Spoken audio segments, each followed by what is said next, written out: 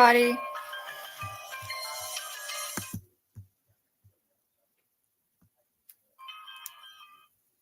I have a delay. I have y'all up on my phone over here, and then I'm in StreamYard on my laptop, but it's a delay. Like, my StreamYard's ahead of the phone. Last weekend, we went over the interrogation video with Nick Houck, which is Crystal Rogers' at the time boyfriend when she was missing. Tonight, we're going to go over his brother's interrogation video and the results of his lie detector test. Nick Houck used to be a police officer for the Bardstown, Kentucky Police Department and was fired after the interrogation and fired after he failed his polygraph test, allegedly.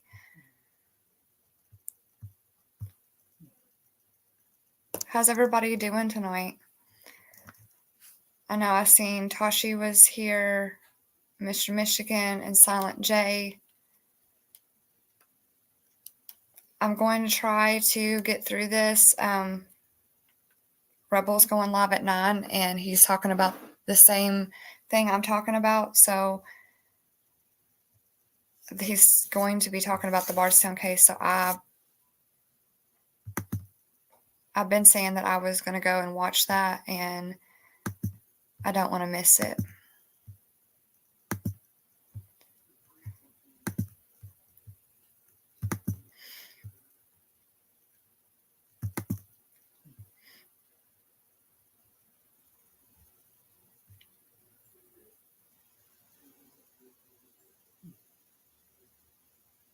That's okay, Mr. Michigan. Thank you for coming by. Yeah, I'm honestly I debated on doing this live, but I was like, I said I would go live on the weekends, and I was like, I said I would play this because we didn't get to it last live, but I'm usually off on Saturdays and Sundays, but I have a couple of people that want me to do one-time cleans, or they're not cleans I do on a regular basis, but when they need help or they need their house cleaned for whatever reason, I'm always who they call. So the repeat customers, just not ones I have on a regular day-to-day schedule.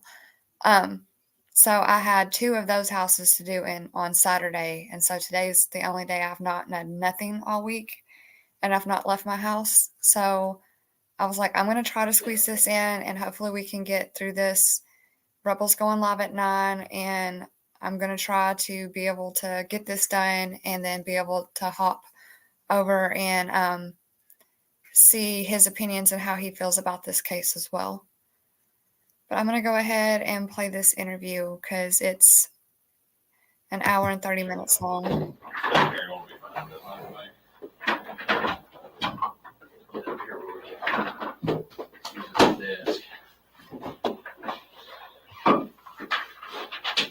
This is the Kentucky State Police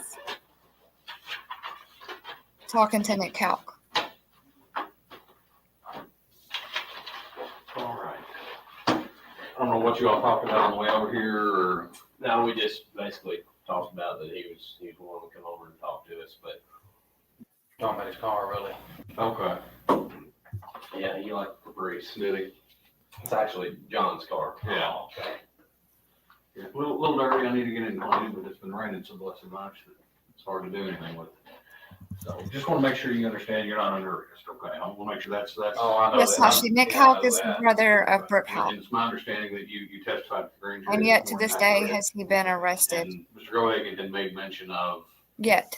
That you'd be willing I to see. come in I see it coming, but he hasn't yet been arrested. Under oath, whatever that. Yeah, I don't have a problem with it. Okay, so you're still fine doing that. Okay. I guess let's just Okay, start from the Mr. beginning. You don't know us, or I don't know you. You don't know me. So, get your full name. Nicholas Houck. Sorry, yes. TNT. Yeah, TNT. Any other cell Or phone? Bluegrass. It's one or the other. AT&T or Bluegrass. I just changed it about maybe a month ago.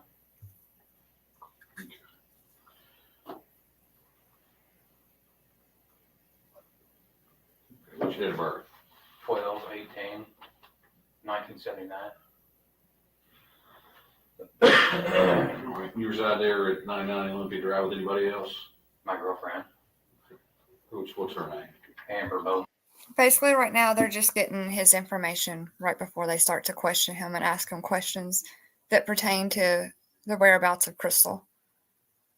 Do you know her date of birth right off? It's just personal, their personal She's born information. in '84. It's April the 11th. All right, how long y'all live there? We've only been there for 2 or 3 weeks,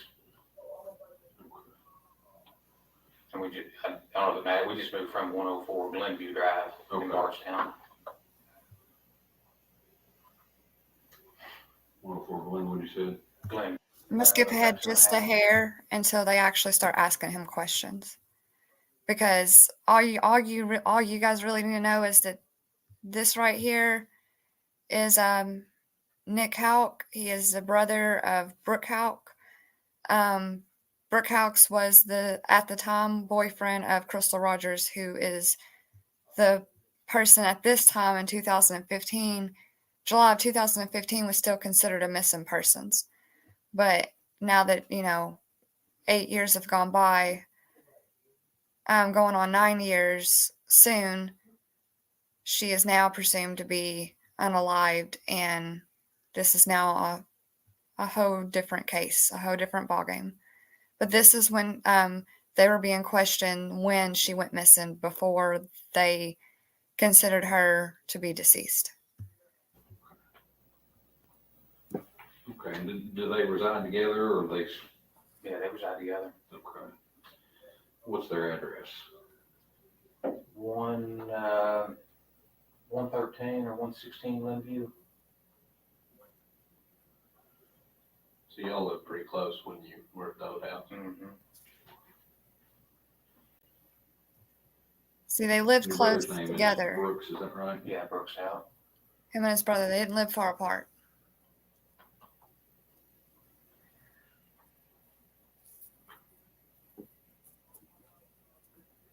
How much interaction did you have with Crystal over the years? Almost none.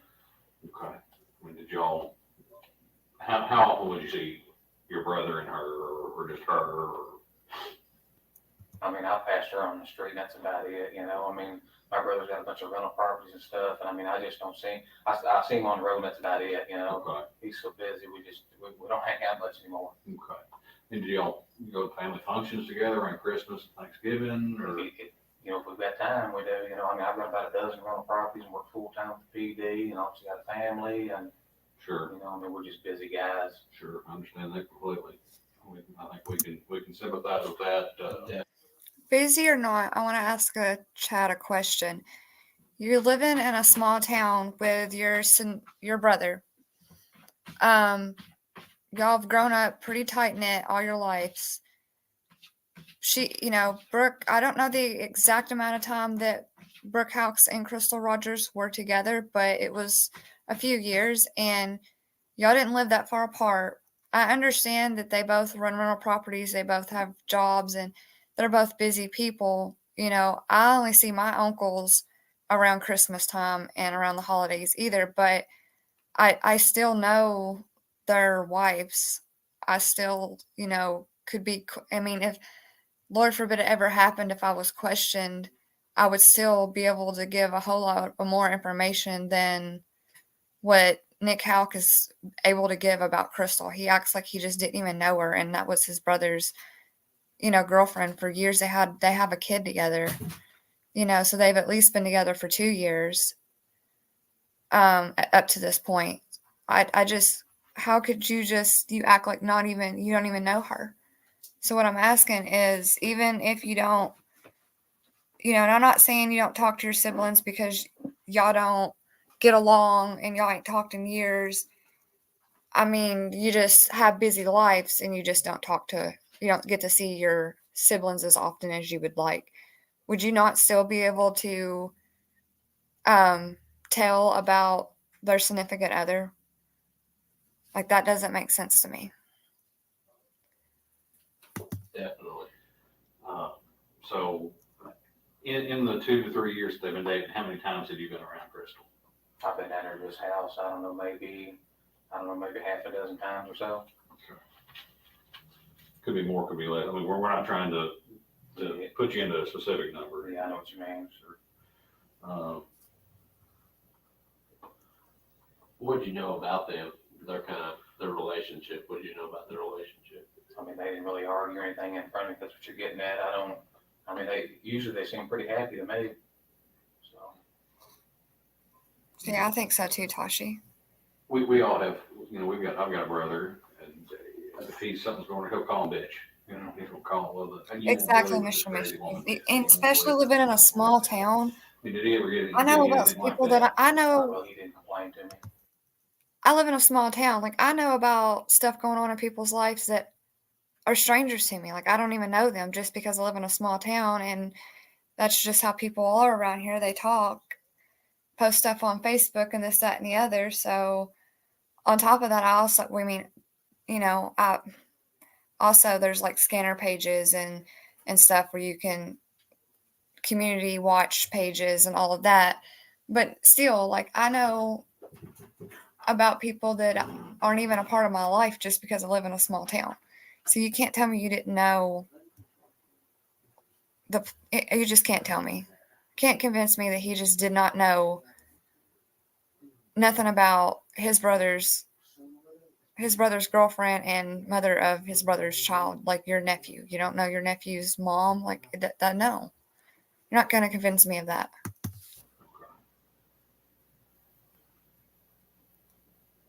So how often would you see your brother? I know you said you pass him on the street and that's about it, but how many times a year would you see your brother? You know, if I need a tool or something like that to borrow from him, I may see him, but, I mean, I couldn't really put a number on it. Okay. You know, I mean, I've been, you know, I've had the rental properties now for 4 or 5 years. I've got most of the tools I need, but every once in a while he does have something, you know, that I need or vice versa. So do you have a separate company established for your rental Yeah. company? I know he's got a rental company property, is that correct?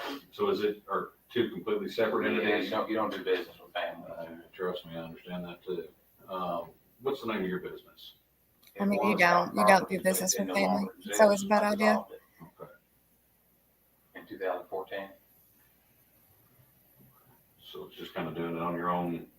Yeah, I just decided I didn't need the LLC. I mean, I don't think these two. I think, from what I can tell with these two brothers, is they're both real headstrong. Like, I don't feel like you're gonna tell either one of them what to do or how to do something, and I don't think that they could have worked together. So yeah, I would agree with him. Doing family or doing business with family, especially in this family, would not be a good idea. just extra money for nothing the way I saw it. I mean, Mhm. I'm not expecting to get sued or anything, so. Sure. And your brother, what's the name of his business? Houck Reynolds. Okay. How many rental properties do you think he's got? I'm gonna guess between 80 and 100. And he builds full time also. So right there, he's telling about how his brother Brooks has, you know, up to like 100 rental houses, and plus he builds homes too. So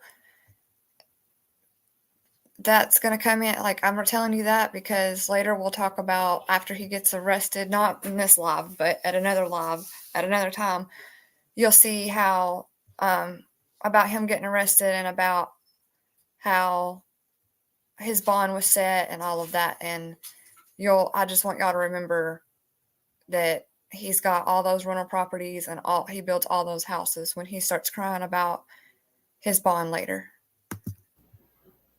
So is he a framer or is he He's in everything. everything? So he's your all-purpose man then? He is.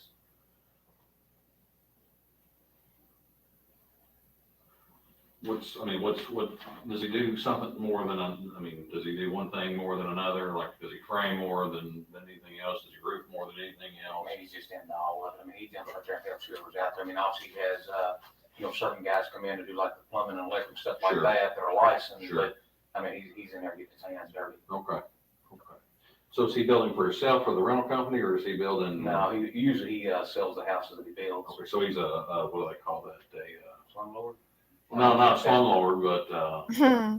there's, you build a spec house. Yeah. Spec, so, No, he's building houses $150,000 and up now, okay. custom homes. He's building houses for 150,000 and plus. And trust me when I tell you, he's built a lot of houses.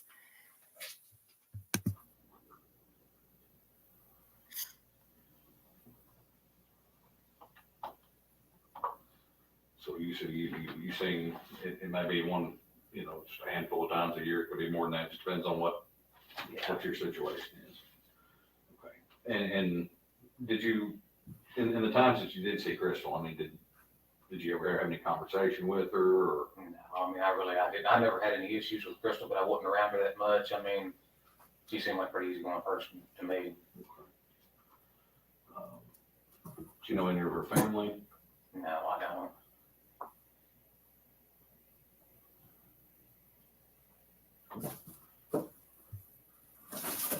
What about your nephew? My cats are playing in a cardboard box over here, so if y'all hear rustling around, that's what you're hearing. I'm sorry. Do you spend time with him, or? I wish I could say yes. I mean, no, I don't really see him much. Okay. Well, now, didn't your brother run for sheriff, I guess, last election? How did he have time to run a campaign? I don't have any idea what he was thinking or any. I guess he thought he was really good at building. He had a lot of success there, and he thought he'd transition into the law enforcement. But I told him don't do it. Yeah. So I mean, How'd that turn out? not good. well, politics is, policing is one thing, politics is another. Exactly. So, I mean, why did he decide to run for sheriff? Did he ever say? He never said. I guess he thought he could. I don't know if he planned on continue building and then also be sheriff. I don't know what he was thinking.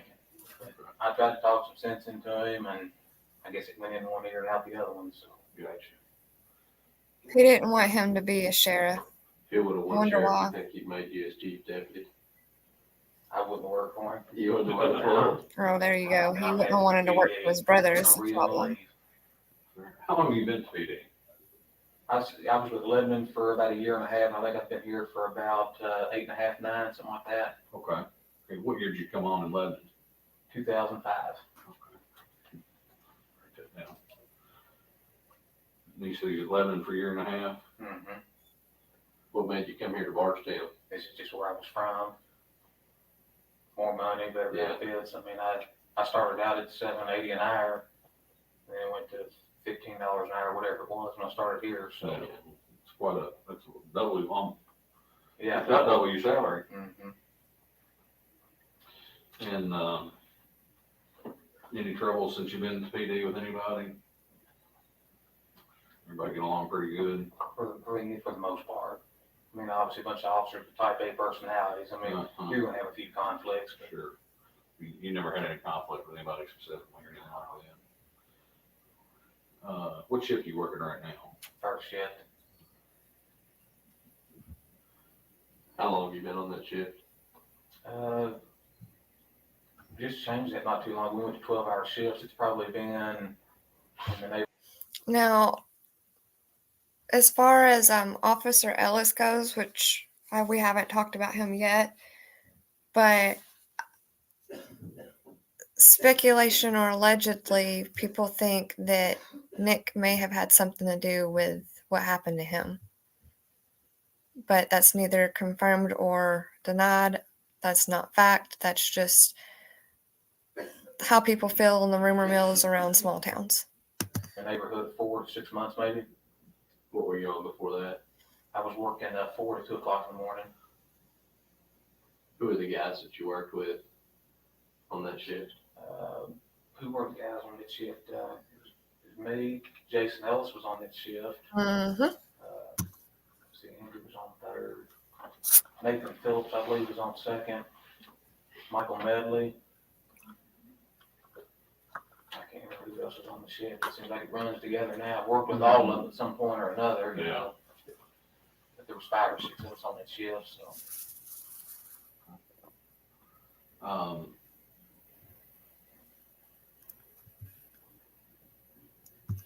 So who was a police officer? Nick Houck? He was a police officer for, well, he worked in Lebanon, which is the next county, I guess you would say, south of Bardstown, and he worked there for a year and a half, and then for, I guess, for $7.25 an hour, a lot of these small town police stations, they pay more now that it's obviously 2023 than back in 2015, but police officers don't make as much as a lot of people think that they do.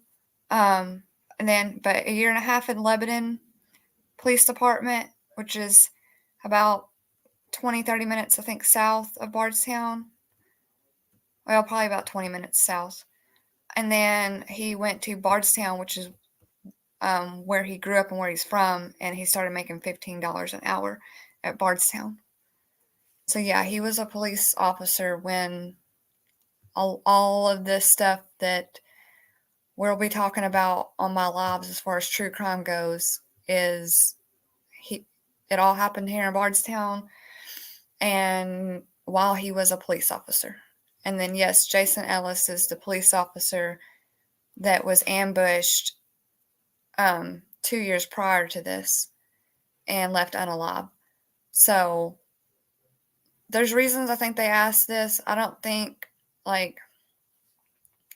they think that once they solve Crystal Rogers' case, that they will also be able to solve Jason Ellis's case. They've not come out and said, this is why we think we'll be able to solve it, but I'm telling you, there's a reason I'm covering this. It's Kentucky, where I'm from, and this has been going on for a while, and we've just now started seeing anybody being held accountable as of last year. So, it's wild. When's the last time that you had seen Crystal? I'm sure it was sometime I seen her just driving around out on the road, but I don't really remember where I was at or. So you knew her? You knew her enough to know her car, to know where her car was? Yeah, oh yeah. What kind of car did she drive? A maroon Impala. Okay. She lived with your brother at the Glenview address. She did.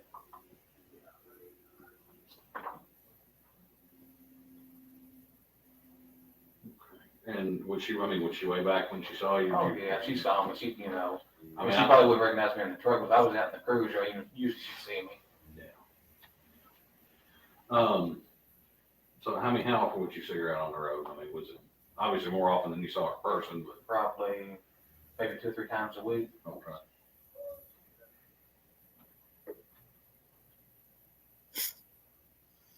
It's either 2 or 3 times a Well, week passing by, but he She was in a car driving around.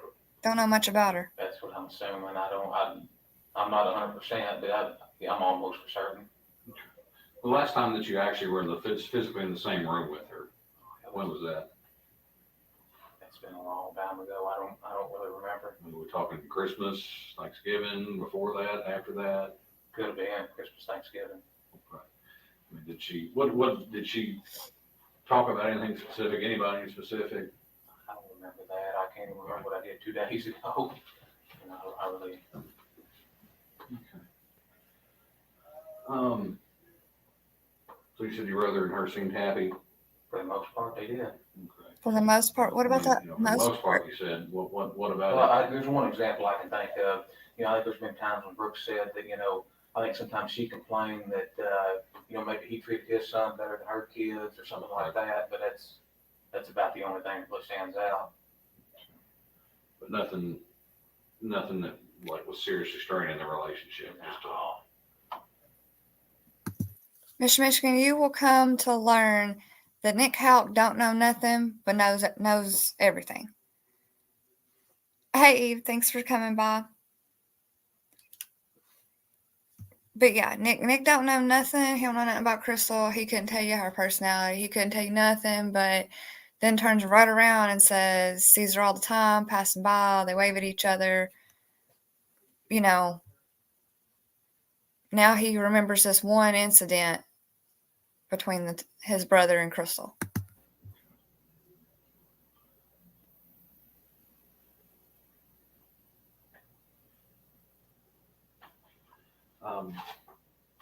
Okay, so you said the last time you saw her was within the last Probably within the last couple weeks, maybe. couple of weeks. Did she have a job? I think at one time she worked up at the fast food mart on Bloomfield Road, but that's been some time ago. Okay. Since then, I mean, do you know where she's working at, or does she have a job? I'm not even sure. Did she help Brooks out on with the rental properties, or? I don't know anything about that. And when you would get together, as you know, just you and her and Brooks, or a bigger part of the family, where would you all get together at? This is located in Bardstown, Kentucky.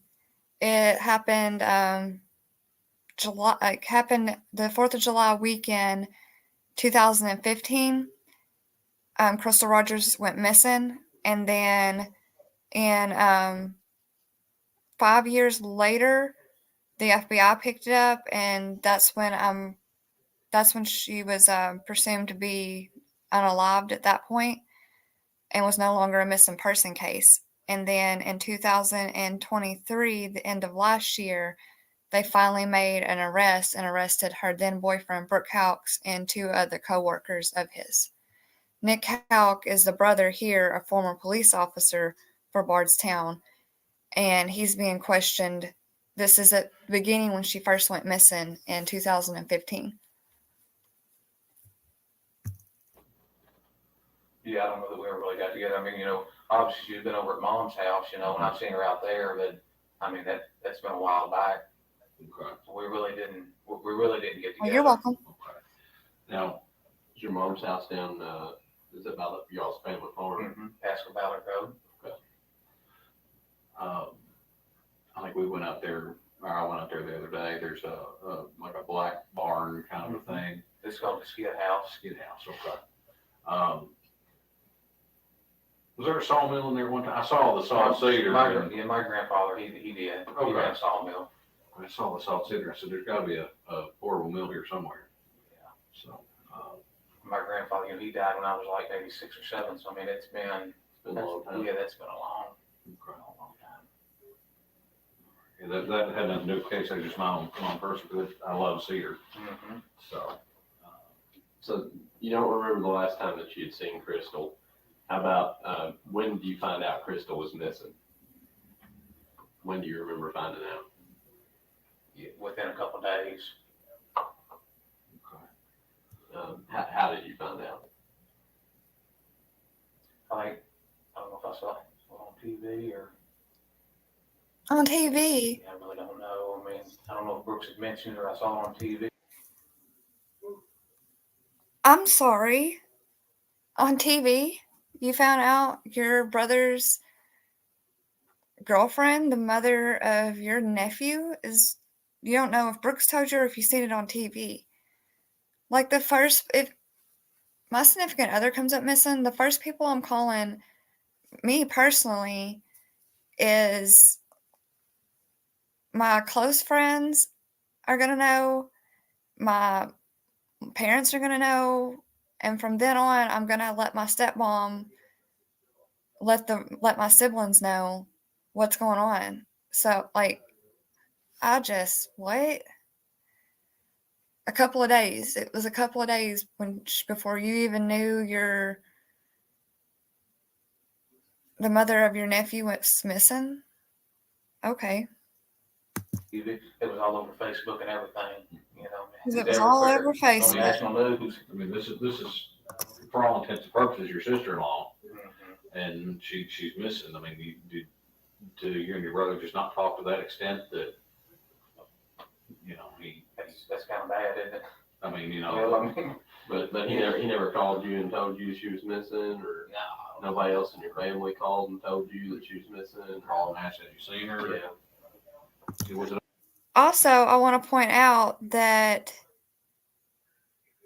now that y'all know she's missing, y'all still like y'all don't act like y'all like Brooks and him both at the beginning of all these interviews or interrogations. It's almost like y'all don't act like y'all are being questioned about a disappearance of a family member. Like y'all don't act like you're grieving. Like it kind of sounded like he kind of chuckled about, oh, it's bad, haha. I don't really, talk to my family, right? Haha. No, you have somebody missing in your family, and both of y'all, and y'all don't act like it's like whatever. Like it.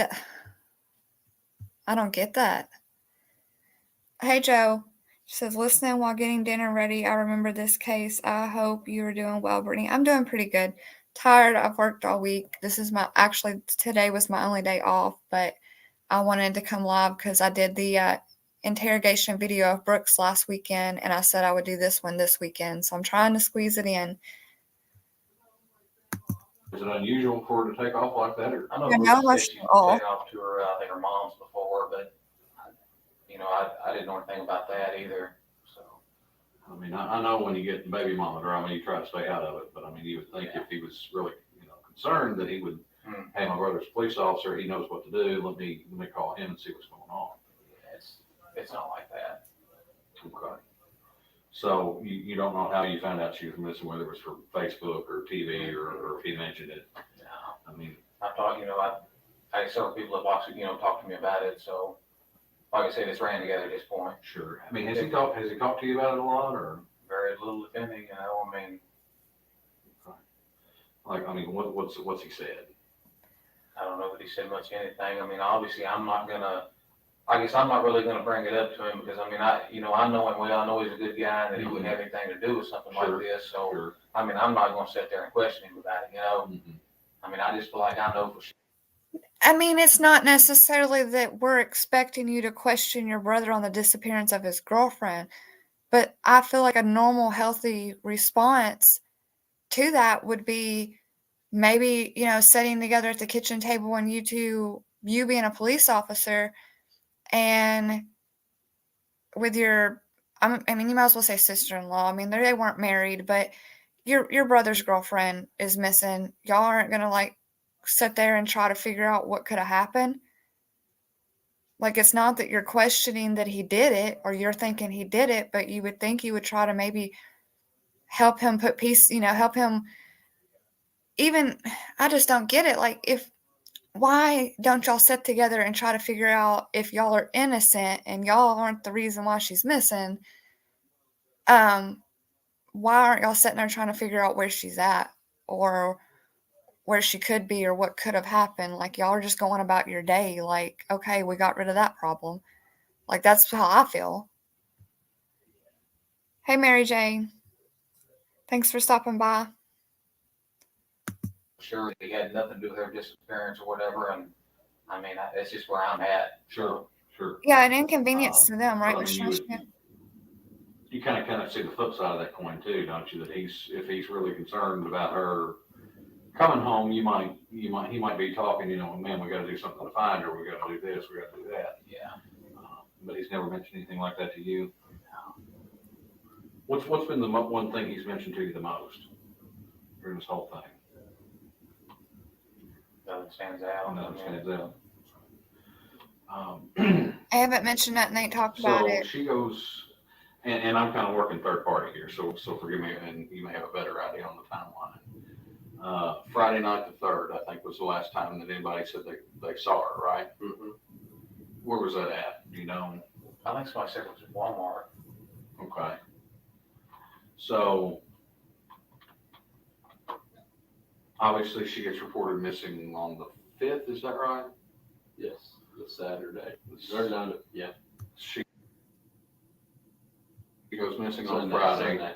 Saturday's the 4th. Sunday. Sunday's the 5th. So that's when she gets reported missing. Mhm.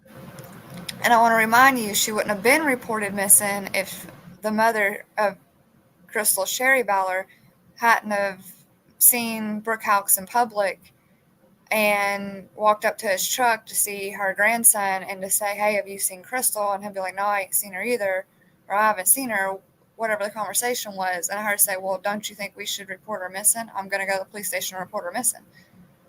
Like, that's why she got reported missing. I don't think they ever would have reported her missing. If Crystal did not have a family that loved her and cared for her and type of people that do the right thing in situations like this, those boys wouldn't have reported her missing. Brooke Houck would have not reported her missing. That's how I feel about it. My opinion. He never called you for any advice on what to do. No, Right. I mean, would that be unusual? I don't think so. When did he ever call you after he reported her missing? I'm sure at some point he's called. I mean, I don't really remember what he asked about, but Okay. Like, was that before? Do you remember when he was interviewed? oh yeah, And when was that? a few days after the fact. I mean, Like a few days after what? a few days after everything came out, and the SO started interviewing. Did you make a phone call to him when the SO was interviewing him? Yes, I did. Matter of fact, I think it was a couple phone calls, wasn't it? Mm-hmm. And kind of got a little spat on the phone, or it seemed like that to Yeah. some people.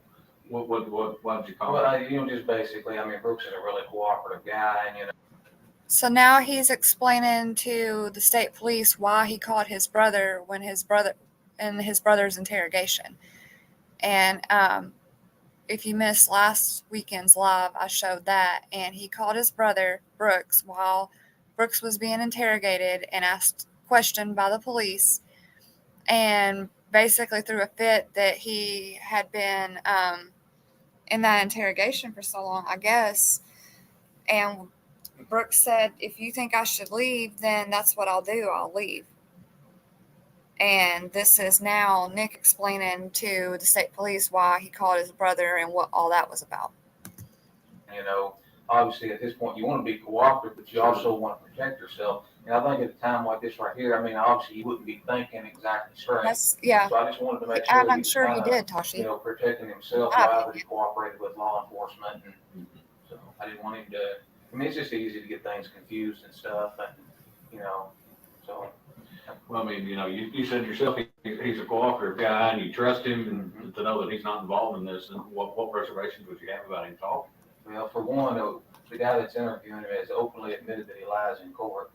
Okay. So, I mean, that kind of bothered me a little bit that John was doing it, but, that's just the way it is, I mean. He knows what we can't pick and choose what calls we get. Most so, definitely. yeah. What do you think about your brother? He took a polygraph, didn't he? Mm-hmm. What do you think about the results of the I polygraph? don't think they would have passed him no matter what, I mean, I think he went up there and did well, and I think that's just what they said, I mean. Well, I mean, why would you say that it wouldn't matter? Yeah, it just seems like it doesn't matter what he does or says, everybody's kind of like pointing the finger at him, and I mean, actually, that would be natural. Right, Toshi, that's what I was trying to say is that, it's not that we expected you to question your brother that as if he was guilty. We expected you being at the time he was still a police officer. He wasn't fired when she was missing. He was still a police officer. He had not been fired yet. But that's what we expected you to try to help find Crystal with your, police skills. No, you're not an investigator, but you're still a police officer. You would think you would have tried to been like, well, man, what can I do to help you, find Crystal, and where was the last time you seen her, or, have y'all had any arguments or anything like that? Like, not thinking that your brother done it, but to try to help bring Crystal home. And like Tashi said, but in my opinion too, they did have a conversation, but it was to help cover up the fact that she was missing and why she's missing. Natural, but You know, I mean, it's just, at this point, it doesn't matter what he does, you know, he looks like the bad one, so that's the reason why I feel like I do. Oh yeah, he Well, was and still that's one police of the things officer we at the did, time she we went called missing. and checked with our polygraphers, because, I mean, I don't know what experience you've had with them, None, I you mean, know, We use them all the time. and I'd put them up against any of them in the country. I mean, they're that good. yeah. And they work for the state police. They don't work for me. They don't work for you guys here. They don't work for the sheriff's department. They don't have any interest in these cases except to run the polygraph. That's all that their interest is. But, you know, just some feedback from them, you know, and, you know, it is what it is. It was inconclusive, so. Yeah. Um, I don't know, I've never even heard of one being inconclusive like that, It's you know. either pass or fail. But again, I don't know nothing about them, so Sure. really that doesn't surprise me. Sure. Well, me and him both can tell you, we've learned a lot more about the polygraph in the last 4 or 5 years than we ever thought we would, so. So you talked to him on that day, but he was having the interview, Mhm. or you called him. I think I called him once, I think the task force guys had his phone, and then at some point, I guess they gave him the phone back, and then I got hold of him. But he'd been up here several hours, you know, it wasn't like I just interrupted right from the very beginning, I thought, you know, what the hell are they doing? You know, I mean, I'm asking the same questions over and over, what are these guys doing? How did you know he had been up here for several hours? I guess he, yeah, I think he called me. Okay, so he called you before and said, hey, I'm going to the PD, I'm getting ready to get Yeah, I interviewed. think, And what did you tell him at that point? I said, well, better be cooperative, you know, say what you mean and mean what you say, and just, you know, do the best you can. Say what you mean and mean what you say. Meaning, whatever it is you're going to tell them, you better put off as you believe what you're saying. And what did you say to him after, when you said he'd been here for a couple hours? What was? I just asked him, I That's said, all I you know, what the hell's going on up there? They asking the same questions over and over, trying to trip you up, or what's the deal? And he said he was given a detailed statement or whatever. I said, well, that's fine, you know, just, you know, at a time like this, you know, things are spinning, you know, just, you got to protect yourself while you cooperate, just kind of. Did you ever tell him to leave the interview? No, I didn't tell him to leave the interview. Did you ever tell him to seek legal counsel before talking to the police again? No. So you didn't tell him you need to get out of there, or you don't trust these folks up here? No, I said go ahead and finish your narrative, whatever it is, your written statement that you're giving them, but just. Did y'all catch that? I said to go ahead and finish your narrative or whatever statement you're going to give them. That's some choice words there. Your narrative.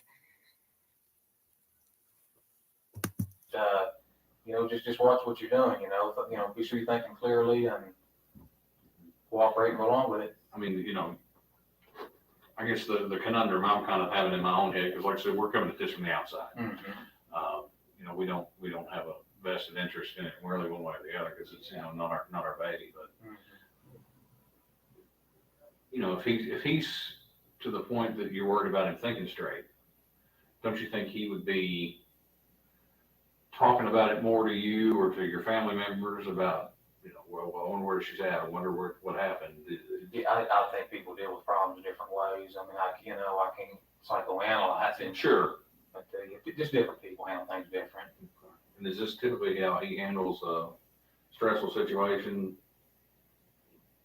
I mean, you've been brothers for 30 some years now, so. Yeah, I mean, I really haven't ran across another situation like this, you know. Well, I mean, yeah, I don't know anything to compare it to. Well, I mean, you know, say for example, he's got, you know, 3 rental properties that need this, and this done, and he's got 2 houses he's got to get put up, or something's got to get done that week. How does he handle that stress? I mean, does he just go forward? Does it crumple up like a piece of paper? Well, I mean, he's got 100,000. What do you think? He goes forward. Yeah. Okay. And you know, Katie barred the doors. We're getting this done. Is it pretty much how? But this isn't a deadline on getting a house built or, you know, somebody moving out of a rental house and having to get somebody moved back in said rental house. This is your girlfriend's missing. So the way Brooks handles his day to day would be completely different if you had a loved one missing. So Nick saying, oh, well, he just moves forward. Well, yeah, in a typical situation day to day, and you have a deadline to meet on a house being built, you're just going to keep moving forward and do the best you can to get that deadline met. So that's different than somebody having a loved one missing. You don't just move forward if you cared. How I'm not trying to put words in your mouth, is that? Yeah, I think he tries to do the best he can. If he can, and he just goes on. I mean, obviously his stress level's gonna be up, with all the rental properties and everything, but I mean, he's been pretty successful, so. Sure. But I'm not right there walking along with him, so I can't really testify as to what he's actually doing from day to day. Okay. So y'all have said you've been out to the farm and do y'all go out there together to work, or do you? Hardly ever. I mean, he does his thing and I do mine. Okay. There's a big lake out there we fish, yeah, we got 4-wheelers. It was just a place to go to and relax, and How many acres is it? 250 to 300 maybe. It's a lot of Been in the acres. family for a long time, or? In my grandfather, I don't know what year he bought it, but I mean, it would have had to have been probably 50s or 60s, something like that. Wow. It's been in the family for a long time then. Mm-hmm. So when, I know you said you got the skid house, is that what you called it? That's what they put them in. He built skids for a living, so Okay, that's what they stored them in. gotcha. They just kind of adopted the name, and Okay. I mean, do each of you have your own area out there, or is it all his? Is it all? I mean, we all use it, but I mean, it's his place, Okay. his and mom's. But I mean, do you have like is it just communal tools and tractors and things like that, or do you have like these are Nick's tools, these are Roach's tools? No, these are- no. Okay. I didn't know how, some people have like their own individual sections of Yeah. things. How come he owns it with your mom? I don't know that he owns it with mom. I don't know. You I say don't know he if it's in said mom. I don't know if mom's. it's. I thought it was in mom's name, but he's the one that bought. I don't even get into that. I think it's in mom's name though. So I mean, it's yours just as much as his, right? But no, I mean, I think he paid for it. So I mean, really, it's in mom's name. He paid for it. It's kind of a messed up deal. But no, So I mean, if it's been the family since the 50s, how would he have paid for it? Did he buy? he bought it. extra? There's 12 or 13 brothers and sisters, Oh, and they sold the farm, and he bought it. okay. Okay, so he bought out the rest of the family. Yeah, Okay. he bought it. Gotcha. Okay, so when Grandpa. So that's how they kept the farm, is once he just said they had 12 or 13 siblings. I had actually forgotten that there was that many siblings, but they sold it, which is a lot of times that's what happens is the older the generation gets, they retire and then they can't do much with the farm. So they either just sell it and somebody comes in and buys out the farm, or another relative in the family, like a brother or a nephew or grandson or somebody, will buy out that family member and then they will own the farm. But I don't know why it wouldn't just be I don't know why it would be in the mom's name and not Brooks, if Brooks is the one that paid for it. So I don't know if they had to put it in her name if he did that for a tax reason, or I don't know. Grandpa passed, I guess, is that when that all happened, or was it before? Oh no, Grandpa passed when I was like 5 or 6. Okay. Then my grandmother just died, 5, 6, 7 years ago. Okay. So when she passed, then that's when Yes. he bought out the other brothers and Mhm. sisters. So when was the last time, I guess, you and him were out there together? We've been out there within the last couple weeks. I mean, we run into each other out there. I mean, he takes stuff out there. He's got a pile of stuff out there that from his building sites, he'll pile it up out there instead of taking it to the landfill. And I guess where he's too tight to pay the landfill bill, but we run into each other. But we're both so busy, we just kind of pass. Well, you said within the last couple of weeks, would it have been before or after Crystal went missing? I've seen him out there after. After? Yeah. Okay, do you specifically remember what day? I don't. There's a camera out there. I mean, it can be checked. Okay. Do you drive your cruiser out there? Oh yeah. Okay. So it's not uncommon for you to drive it out there? No, I use the cruiser all the time. Chief wants us to, he wants us to use them off duty. That way it just kind of provides deterrence. And Mhm. She loves that. Be seen, oh, there's police everywhere, I understand Yeah. that, yeah. That's a, kind of the same mentality we have, from our commissioners, so. Mm-hmm. I mean, when you drive the cruiser out there, what are you going out there to do? Just hang out, or, Just ride the four-wheelers, hike. so you're not going out there to hook a trailer or anything with your cruiser and tow back into town? All right, so you said within the last couple of weeks, and it was, so we can specifically say in the last week. Today's the 15th, and she was last seen on the 3rd, so between the 3rd and the 15th. Yeah, oh yeah. You've been out there with him. I mean, did you go out there together? Did you meet him out there? No, I didn't, he was just happened to be out there. Okay. I mean, did you talk to your mom? Were you at her house? Did y'all go out fishing? Did y'all go out Yeah, check on cattle? What'd you do? four-wheeler riding and cattle. I mean, I saw Mom. I don't really remember what we talked about, but we just more or less passed off. So, I mean, I don't always stop at the house. Okay. When you talked about, you said there's cameras out there, what are you talking about? Well, they said there's one right there at Patty and Lawrence's house. I mean, right as soon as you start up past the Ballard Lane, the first house on the right, there's a camera on that house. Oh, okay. So they said that there was a camera on, and that's I believe, the aunt and uncle's house that they're talking about there. Well, you're wanting to say that you and Brooks ain't really talked about it, but y'all must have talked about it because in Brooks' interrogation last weekend, we seen that they told him that they got footage off of that camera. So you must have talked to your brother to know that about that camera. I thought you meant on the farm. No. There's cameras. I guess, I mean, it's no secret that your cruiser was, the chief asked you to bring it in. Yeah. He didn't ask me to bring anything to my house. Okay.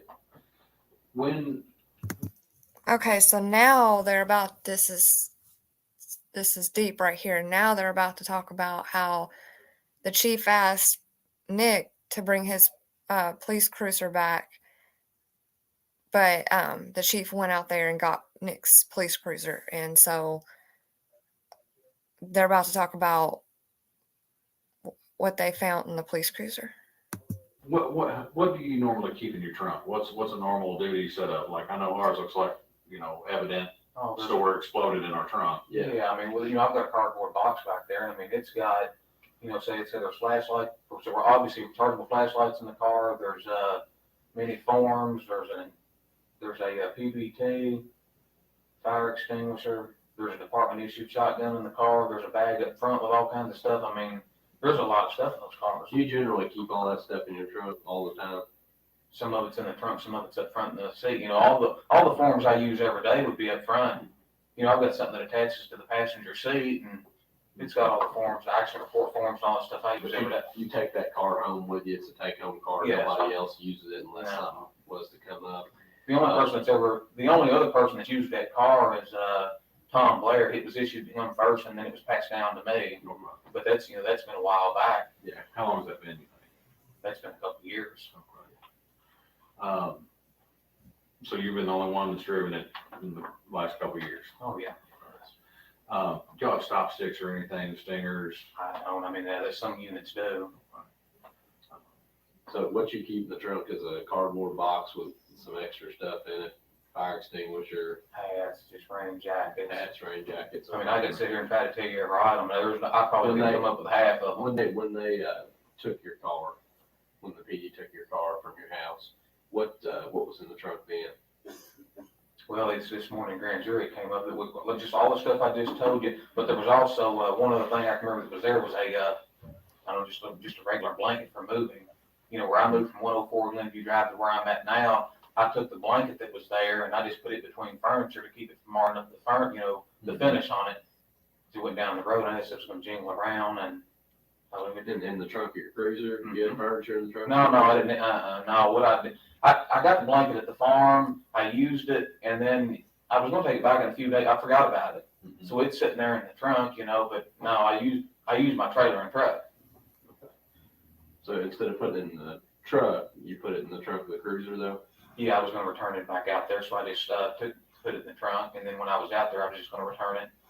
Where I found it. You just not never get around to it. I didn't. Where, you said you got it from the farm, where specifically did you get it from? The skid house. There's several of them down there. Where at specifically in the skid house? So it's important. They wanted him to. That's why they kept asking him, kind of what all's in your trunk. And then they finally had to narrow it down for him and be like, okay, well, what was in your trunk when the chief picked it up? Because they wanted him to mention that blanket was in there. And now he's said that he found that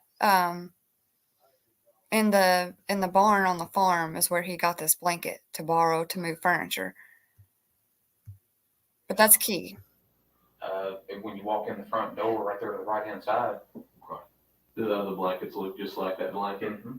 So it's,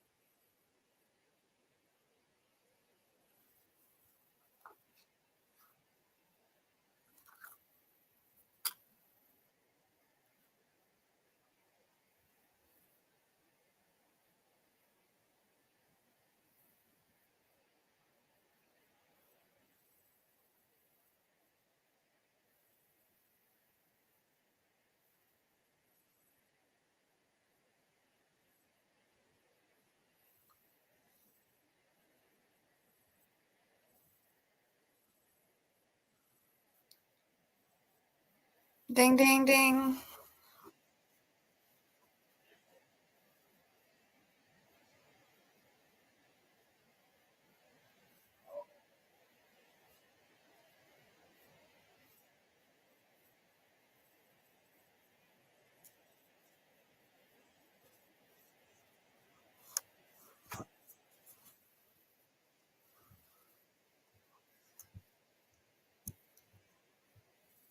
I have it up as loud as it'll let me bring it up. I tried to put up CCs, but this video don't have closed captioning.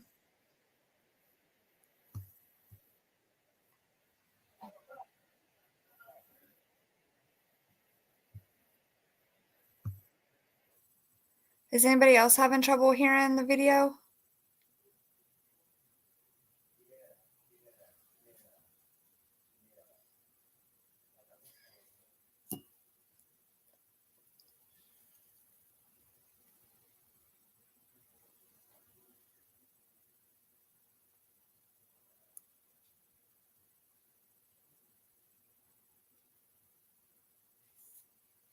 I have it paused right now. But I was just seeing if maybe anybody else was having trouble hearing it when I had it played. I'll hit play now. Can y'all hear it?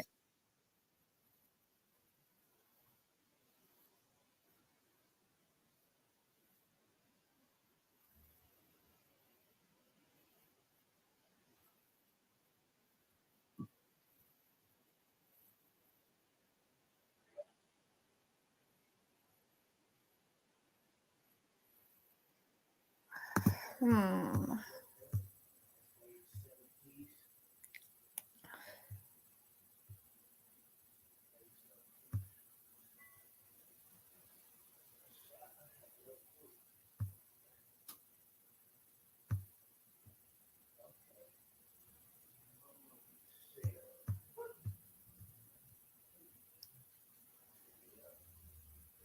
Huh.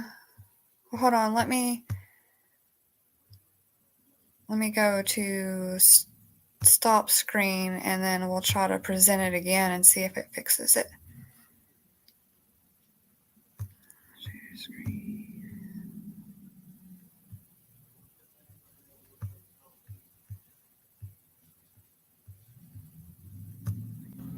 You're saying you didn't intentionally follow him out there?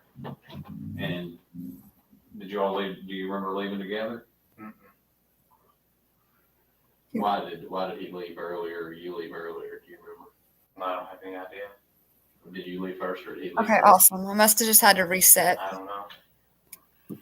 But you remember, I mean, it's just been a week ago. Mm-hmm.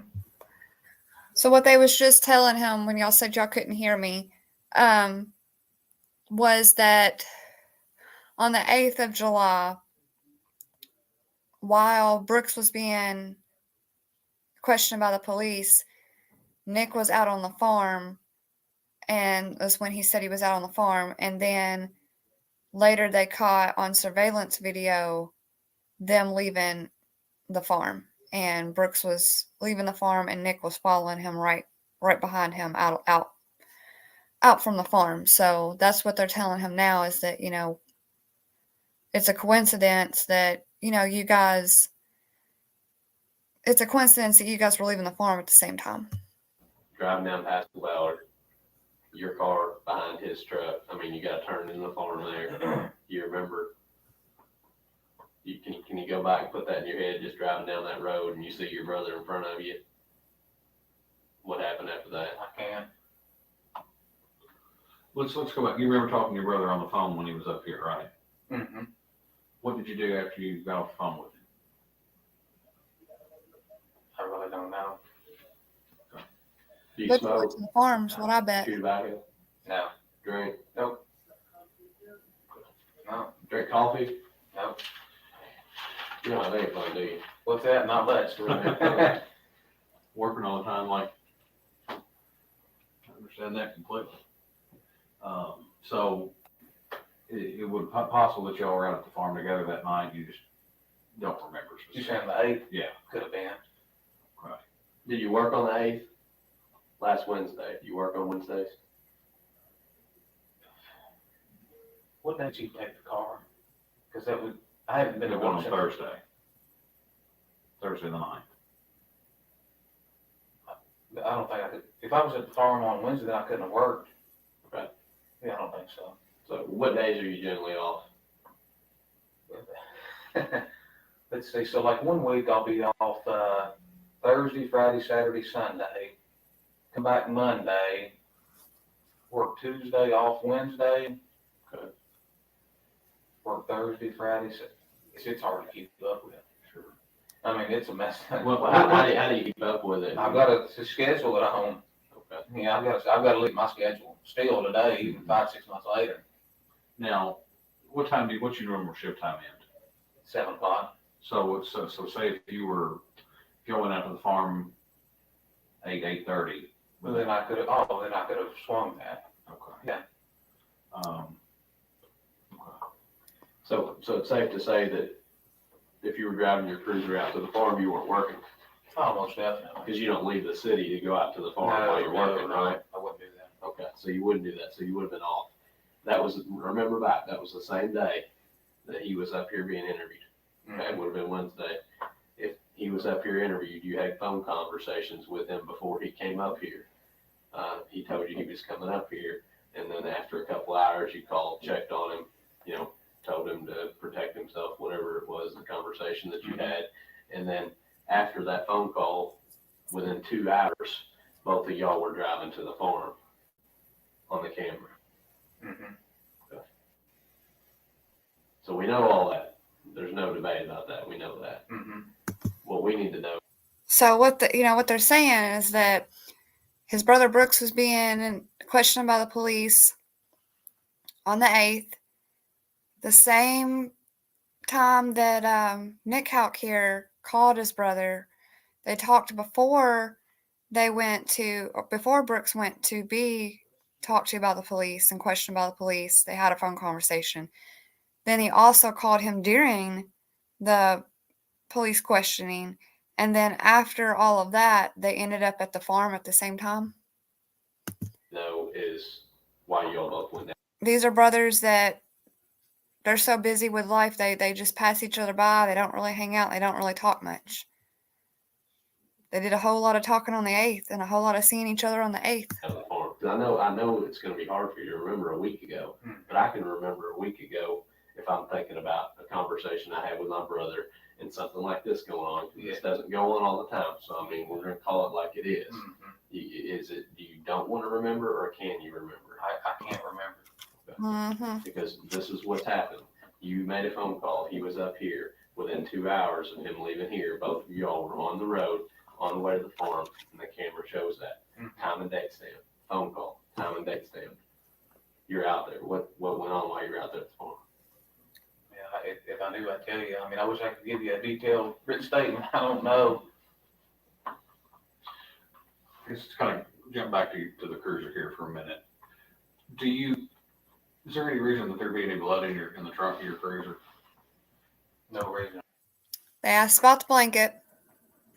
He got the blanket from the skid house, which is the black barn on the family farm out on Pascal Road.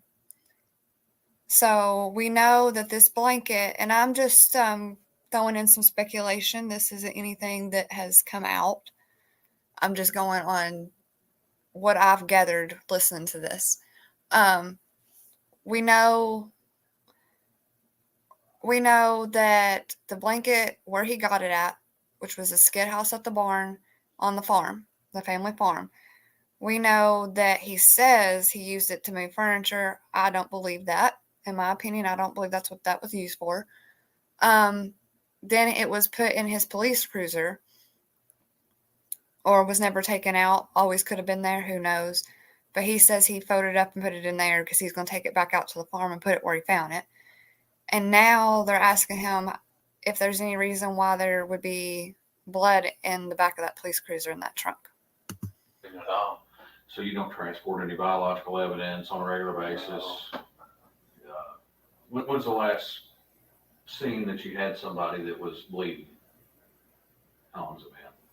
Oh, I mean, I'm sure it's maybe a wreck or something like that. That's been a long time ago. Okay. I mean, I can tell you, there's no blood in front of my cruiser. I can guarantee you that. Now, what about on anything that was in your trunk? Would there have been blood on anything that was in your trunk? There's no way. Absolutely none. Now, what about the blanket that was in your trunk? No way. And you picked up that blanket when? Don't know exactly. It was, That's to me. I think so too, Mr. Michigan, but that's 4 just days my after, speculation. you know, they filed a missing person report. Okay, so a couple days after they filed the missing persons report is when you picked up that blanket, used it to haul the stuff, then put it back into your cruiser. I think so. So that would have been, how many days you think the blanket was in your cruiser trunk before Thursday when they took your cruiser? Man, I hate to even put a number on it. I mean, I really don't know. 1, 2, 3, 10? How many things? I'm not even put a number on it. Like I can't, you know. But you know, do you know for He don't want to put a number on how long that blanket's been in his trunk, a timeline on when that blanket got put in his trunk, because he don't want them to match it up with any other timelines. That's my opinion. a fact it was after they filed a missing persons report that you picked that blanket I up? don't even know that for a fact. Well, when did you move the furniture? You know, I've got a dozen rental properties. I've been moving stuff out of, you know, the garage over there for 2 or 3 weeks now. You know, I've got the garage where? 104 Glenview Drive. How long have you been out of 104 Glenview? You said Did just a few days. okay. Was there a certain day you had to be out of there by? Mm-hmm. What was that date? July the,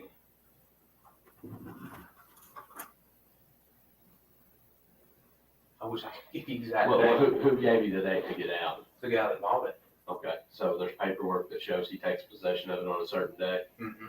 How many days before that did you move that furniture out? We can reference that. What furniture right now? Just all my furniture? Whatever you use the blanket for. I would say, I'd say at least a few days before, you know. So a few is 2 maybe. Is that what you would term That's what I would guesstimate. Okay, so say you had to be out by July 9th, then a few days before that, or something like that. It sounds good to me. I mean, I really, I really don't know. What was the guy's name that bought the property? Mike Ballard. And Mike Ballard, is there paperwork on that? Did you go through a realtor? No, I sold it for sale by owner. Okay. And, did you do a contract or did you do a deed transfer? Yeah, we did a contract on it. Do you have a copy of the contract somewhere? I do somewhere. So there'll be some way we can reference Oh, it. yeah. Did you tell anybody that you were on the evening of the 8th, you were with your girlfriend all night, and you didn't go anywhere? Did I tell somebody I stayed with my girlfriend all night? But you were home with your girlfriend all night on the evening of July the 8th, didn't go anywhere. Last Wednesday night. I don't remember that. Okay. Well, Who you did better talk they to wouldn't about ask this him so far? that I mean, question. obviously, we're talking right now. Just the people at the grand jury. Not That's the only other person you've talked to about this investigation Mhm. is the grand jurors and us three people in this room. Yeah. Very little with chief. I mean, Did you talk about it with your girlfriend? very little. I mean, like I said, we didn't really hang out with Crystal or anything. So I mean, I haven't went into any detail with her. Well, I mean, is she, I know, Listen, I'm a female, and if any of my in-laws' significant other goes missing and my man comes home and it's one of his, siblings has somebody, a significant other that's missing, I'm going to be asking questions. I'm a nosy person. I'm going to want to know. I'm going to be talking about it. So I don't know. the typical woman is gonna ask 10 million Exactly. questions around. I'm a something typical that woman. I'm going to ask. I mean, we're both married, we know how our wives are. What about this? What about this? What about that? Amber's really not like I that. don't like that.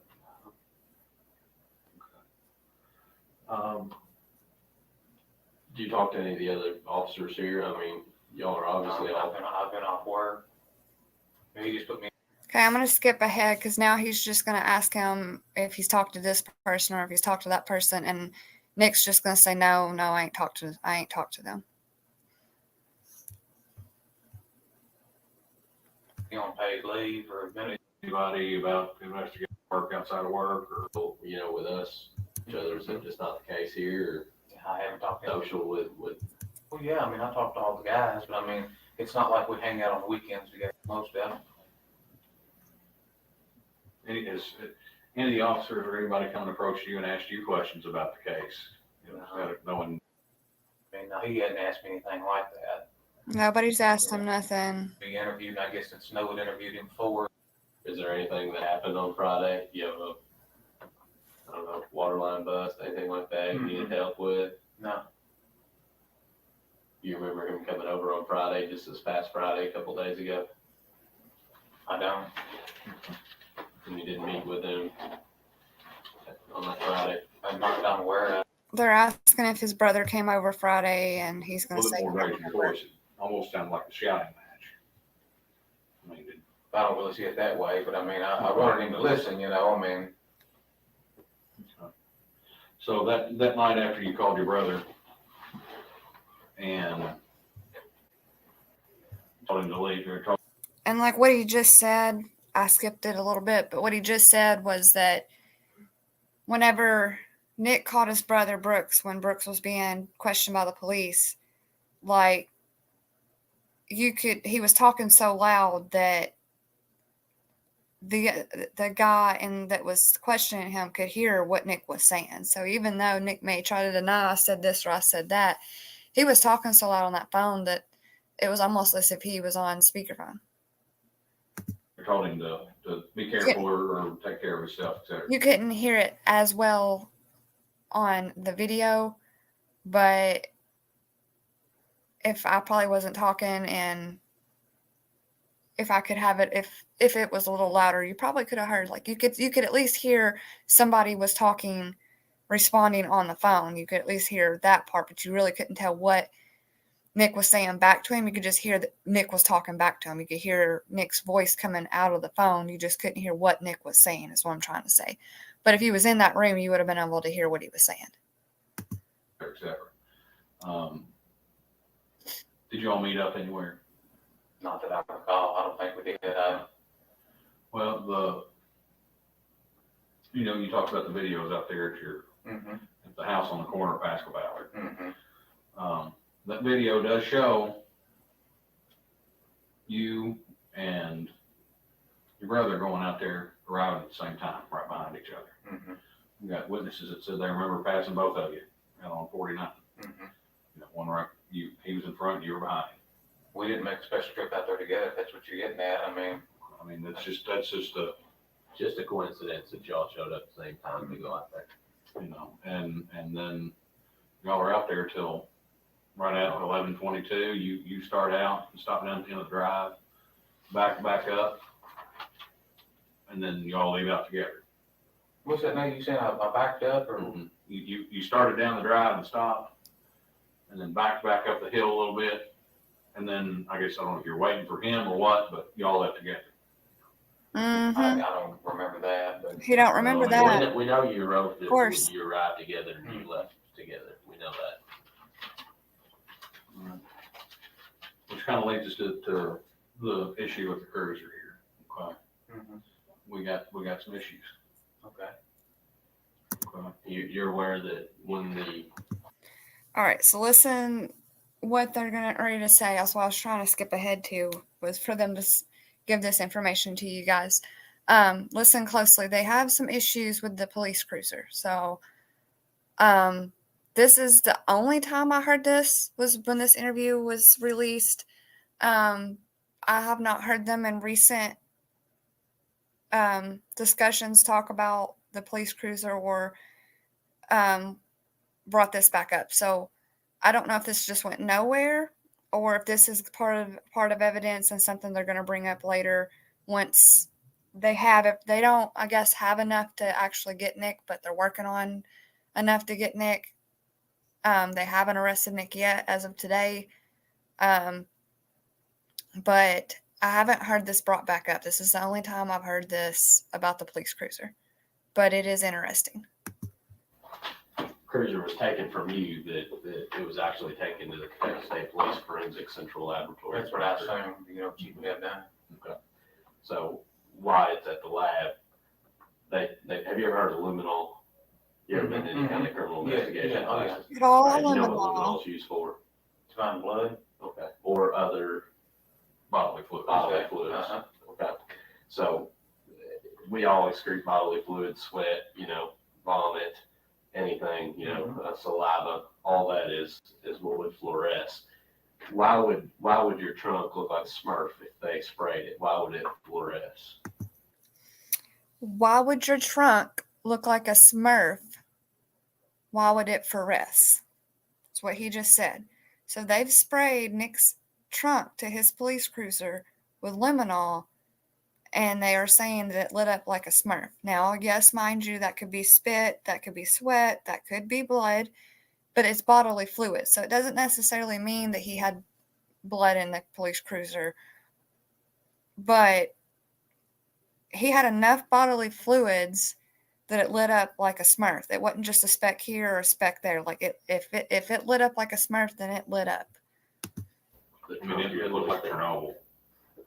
There's a couple spots in your trunk and that blanket, just lit up like Chernobyl. Why would that?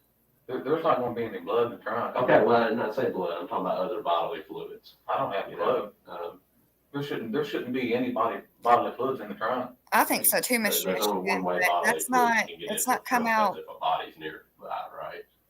That's what I would assume. Like I think. Okay, so this is pure opinion, pure just in my mind, a possibility. This has not been made fact. This has not been told by special prosecutor, by state police, by anybody else. It's not been on the news or none of that before I say this. This is pure speculation. Allegedly. I think that they may have used the police cruiser and that blanket to move Crystal, and whether it be from one section of the farm to another section of the farm or wherever it was, possibly maybe they thought it was a good idea to put her in the trunk to take her to the farm because they knew that would less likely have a chance of being pulled over in a police cruiser. That's another possibility that I thought of. But like I said, we know they have evidence here and there and where they've kind of picked up evidence, but they've never told us what the evidence is. We won't find any of that out till next year around this time, when they go to trial, if in fact they are ready to go to trial. That is the plan, is for this time next year them to be in trial, but things could happen where that could be postponed. We don't know for sure, but I find it oddly sus that his car lit up like that in the trunk where that blanket was. Okay. Or unless, somebody puked in your trunk or something like that. I don't think that happened. Don't think that's the case. Somebody peed your trunk or. No. So why would that be if that blanket, when they looked at it, the lab? I've got no explanation for that. I don't have, Yeah, Mr. none Michigan, whatsoever. I picking up what you're Nobody putting has down. access to that car but you drive it, you put the blanket in there, you said that. If there's something on that blanket or in that car, you're the person that has something to do with it, correct? I would assume, but I Okay. mean, there shouldn't be, Now, there shouldn't be anything in the trunk of the car. I mean, I don't know if somebody made that up or what the deal is, but I mean, Somebody we're not made the that making up. stuff Okay. up. We don't- I mean, that's not what we do. I'm just telling you, our job is to find out what happened. It's not to change the course of events as they happen. It's to find out what happened. So we can't change what happened in that trunk. We can't change that the test showed that there's bodily fluids in that trunk area. What we need to do is we need to find out why that's the case. And you see where we're coming from now. I mean, we've got two of you getting there together. You say it's a coincidence. Two of you leaving together. The next day, your cruiser is found with this, the stuff in the trunk, and it's taken to the lab. It's got bodily fluid in it. I mean, I wish I knew what to tell you guys. You guys just gonna test that and let me know when you find out. There's no reason anything should be in the trunk of that car. Did your brother ever call you and say that he'd done something to Crystal? No, he did not. Because here's the case. Case is, you're a police officer, we're police officers. We all know how this job works. I don't believe in coincidence after having this job. I don't know if you still do or not. Not much. I don't, because that when somebody is sitting here talking to us and telling us that everything's a coincidence and we have either physical evidence or video or something to prove that that's not the fact, we kind of stop believing in coincidence. Now, that's the case of where we're at right here.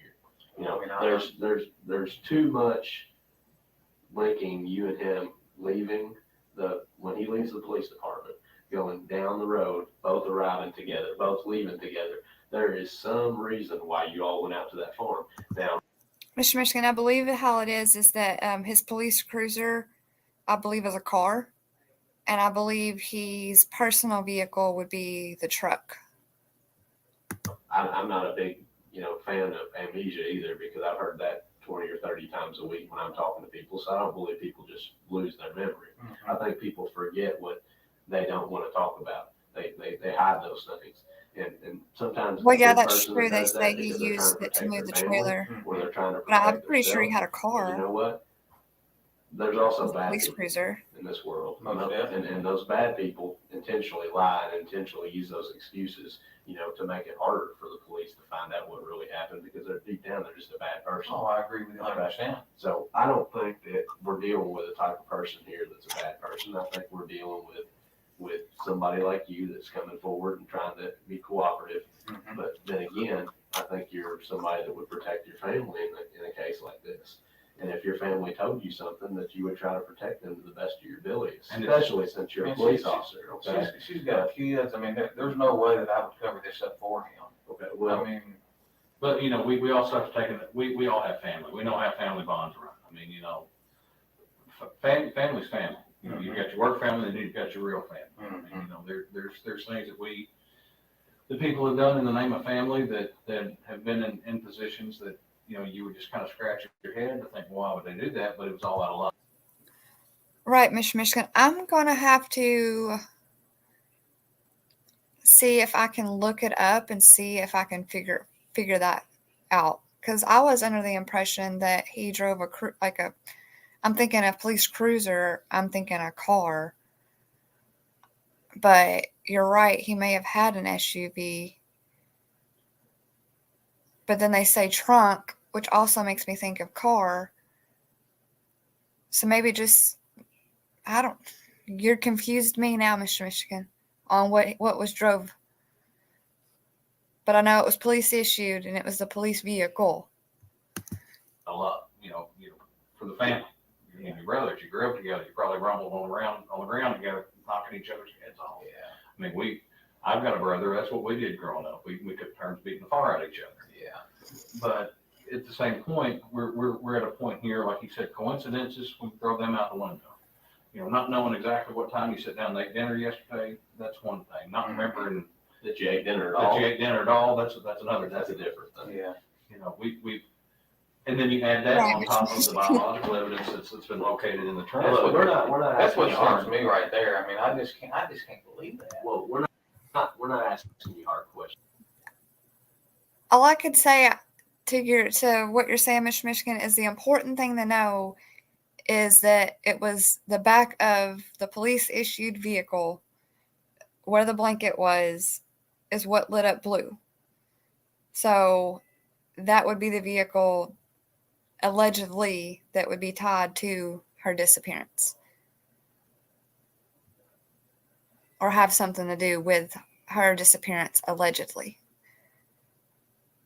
Questions here as far as, Oh, I'm I not know. asking you, did you pull in at 7:22 p.m. on the other night? No. I'm asking you, hey, last week on Wednesday, a week from today, do you remember going out to the farm? Do you remember arriving with your brother? Do you remember leaving with your brother? What did you do while you were out there? Those aren't our questions. It's I okay. don't It's good remember to that. actually stop and I mean, think I don't. for a second what they're saying. I mean, is it just such a routine that you go out there and just arrive at the same time and? We both go out there a lot, I mean, it is a place we hang out, quite frequently. Sure, and you've told us that, and we believe that. Mhm. But we're asking you specific days a week ago, okay? And I- Have you been out to the farm since then, or is that the last time you've been out to the farm?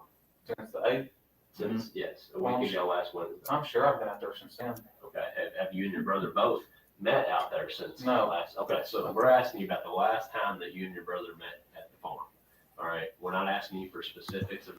So if y'all notice, like when they question both of them, it's like almost like they try to answer the question with like redirecting the question without answering the question.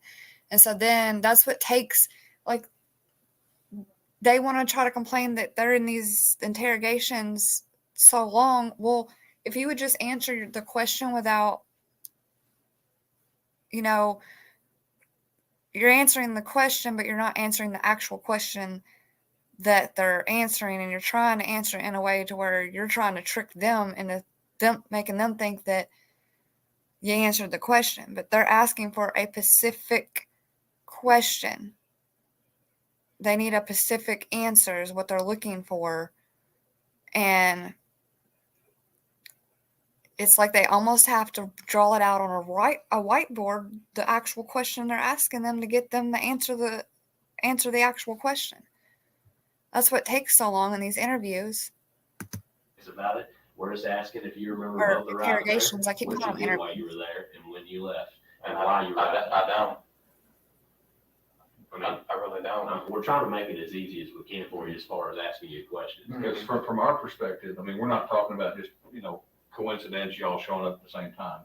I mean, your brother's subject of a police investigation right now that's made national news. I'm telling you, if my brother was under the microscope right now, I would remember everything that he did, everything that we talked about, everything that we Sometimes did together. sometimes I can't. 100%. 2 days ago, I mean, And I'm being 100% honest with you. and I understand that, but being a police officer, we kind of have to remember things. He's being 100% honest. Like, 100%. Yeah, if you didn't write it down, if you didn't, remember it, it didn't happen, right? But I write everything down.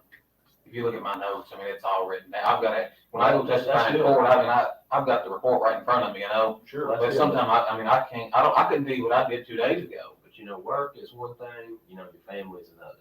If something happened that was close to my family, if something happened where that I was affected by it, because you know you're affected by this, whether or not you think you are. Oh, You I are. agree. I mean, you know, Mhm. you're wrapped up in this. Even if there's no indication of anything else, your name is the same as his, right? I agree with Okay, that. and you do police work, right? Yes. And this is a police investigation.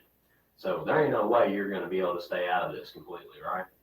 No. Okay, so you ought to be thinking in your head, how am I gonna save face with the guys I work with? How am I gonna, explain this to my family? How, you've gotta have those things going through your head. If you're a normal functioning person like we all are, then it's natural for us to feel that way. It's natural for us to be inquisitive, especially as police officers. We always want to know what's going on. We're like the neighborhood watch 24/7, right? Mhm. I mean, that's the way we are. Now, I just can't expect that you would forget all those details, being as you're a police officer and sitting here talking to you and seeing how you interact with people. I just find that very hard to believe. Well, I'm sorry you find it hard to believe. That's the way it is. I mean, it's just, that's it. I mean, A month ago, I would expect you not to remember something, but a week ago, with all this national media attention and all these questions probably being asked by people out here on the street and all these rumor mills going around, I would expect you to remember that. but at the same time, you got, I mean, he hadn't really came to me, I mean, you talked to him that day, he called you. I'm sure we talked briefly, but like I said, I mean, we haven't really. I'm gonna skip ahead a little bit more to basically what they're now, he's just gonna keep repeating himself. I don't know anything, but y'all gotta understand, I don't talk to my brother like that, this, that, and the other. But if, as y'all could see throughout this interview, he contradicts himself anyway. Like these police officers are saying, this has been national news. This made national news back in 2015. When this was 2015, I was so much younger. But this is when I started, listening to this. I don't live far from Bardstown. So if it was national news, it was definitely everywhere in Kentucky at that time. We knew about it. And even though some people may have fallen off of the case and don't remember it now or whatever, there's still a lot of people that know about this case. They may not be on YouTube or watch YouTube true crime, but they do know about this case. So he's going to keep denying that he knows anything. I mean, But he's never denied it. We ain't talked to him. No. I mean, I've never asked him. I just don't feel like I know Brooks well enough. He's But not it's not asking hers. whether if he did the murder. So you never helped him move a body? I did not. Never helped him. Now they're move asking any if he helped evidence. move the body. Never. And he's going to say no, he's never helped him. Because, here's what we think happened. We think that your brother is a good guy, and we think that he's probably a pretty good father to that boy. He's probably a pretty good boyfriend to Crystal, but we all have times where something just happens. All right, he probably found out that some other police officer or some other person in the town was cracking Crystal. And That when he, very easily could happen. and that very easily could happen, somebody maybe around here, I don't know. But, we think that that's what happened, and your brother found out about it and confronted Crystal about it. And when he did, he probably tried to maybe do something to her as far as, making her understand that wasn't going to fly with him. That didn't happen. And then after that point, maybe it went just a little bit too far. And when it went just a little bit too far, he couldn't turn back time. And when he couldn't turn back time, who's he going to reach out to? But the one person that he trusts and knows that would help him out, and that would be you.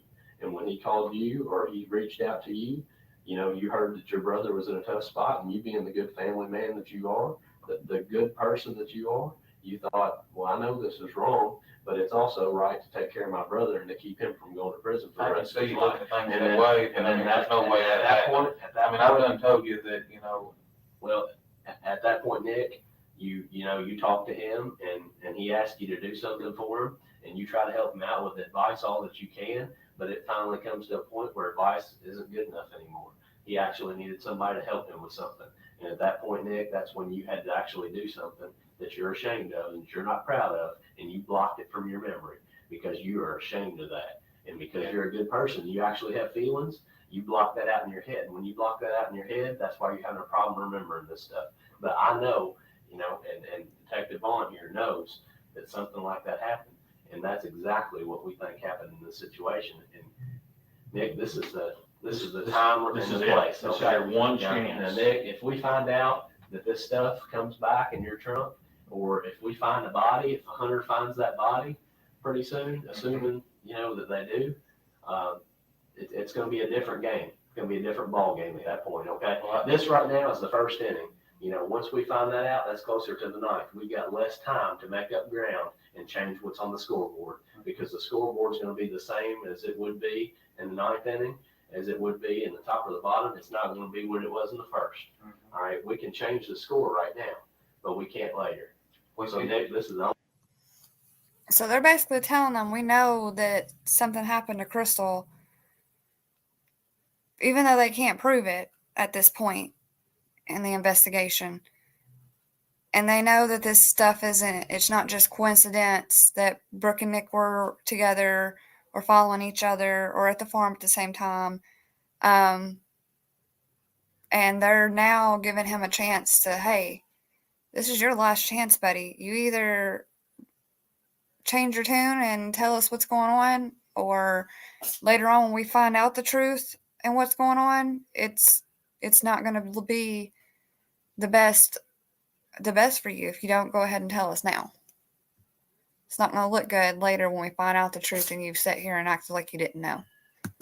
The only opportunity that we have to sit here and find out if you're the actual honest person that we think that you are. Well, I'm 100% honest. And I don't deny that, Nick, but you're not being honest with us about this, okay? Now, I've whether been it's by 100% choice, honest. Okay, and it's obvious you've got plenty of experience. I mean, you guys are squared away, but I can tell you, there's no way it happened the way you said it. It sounds logical. It's very logical, Nick, Yeah, because it's what happened. But no, it didn't happen that way. It didn't. Okay.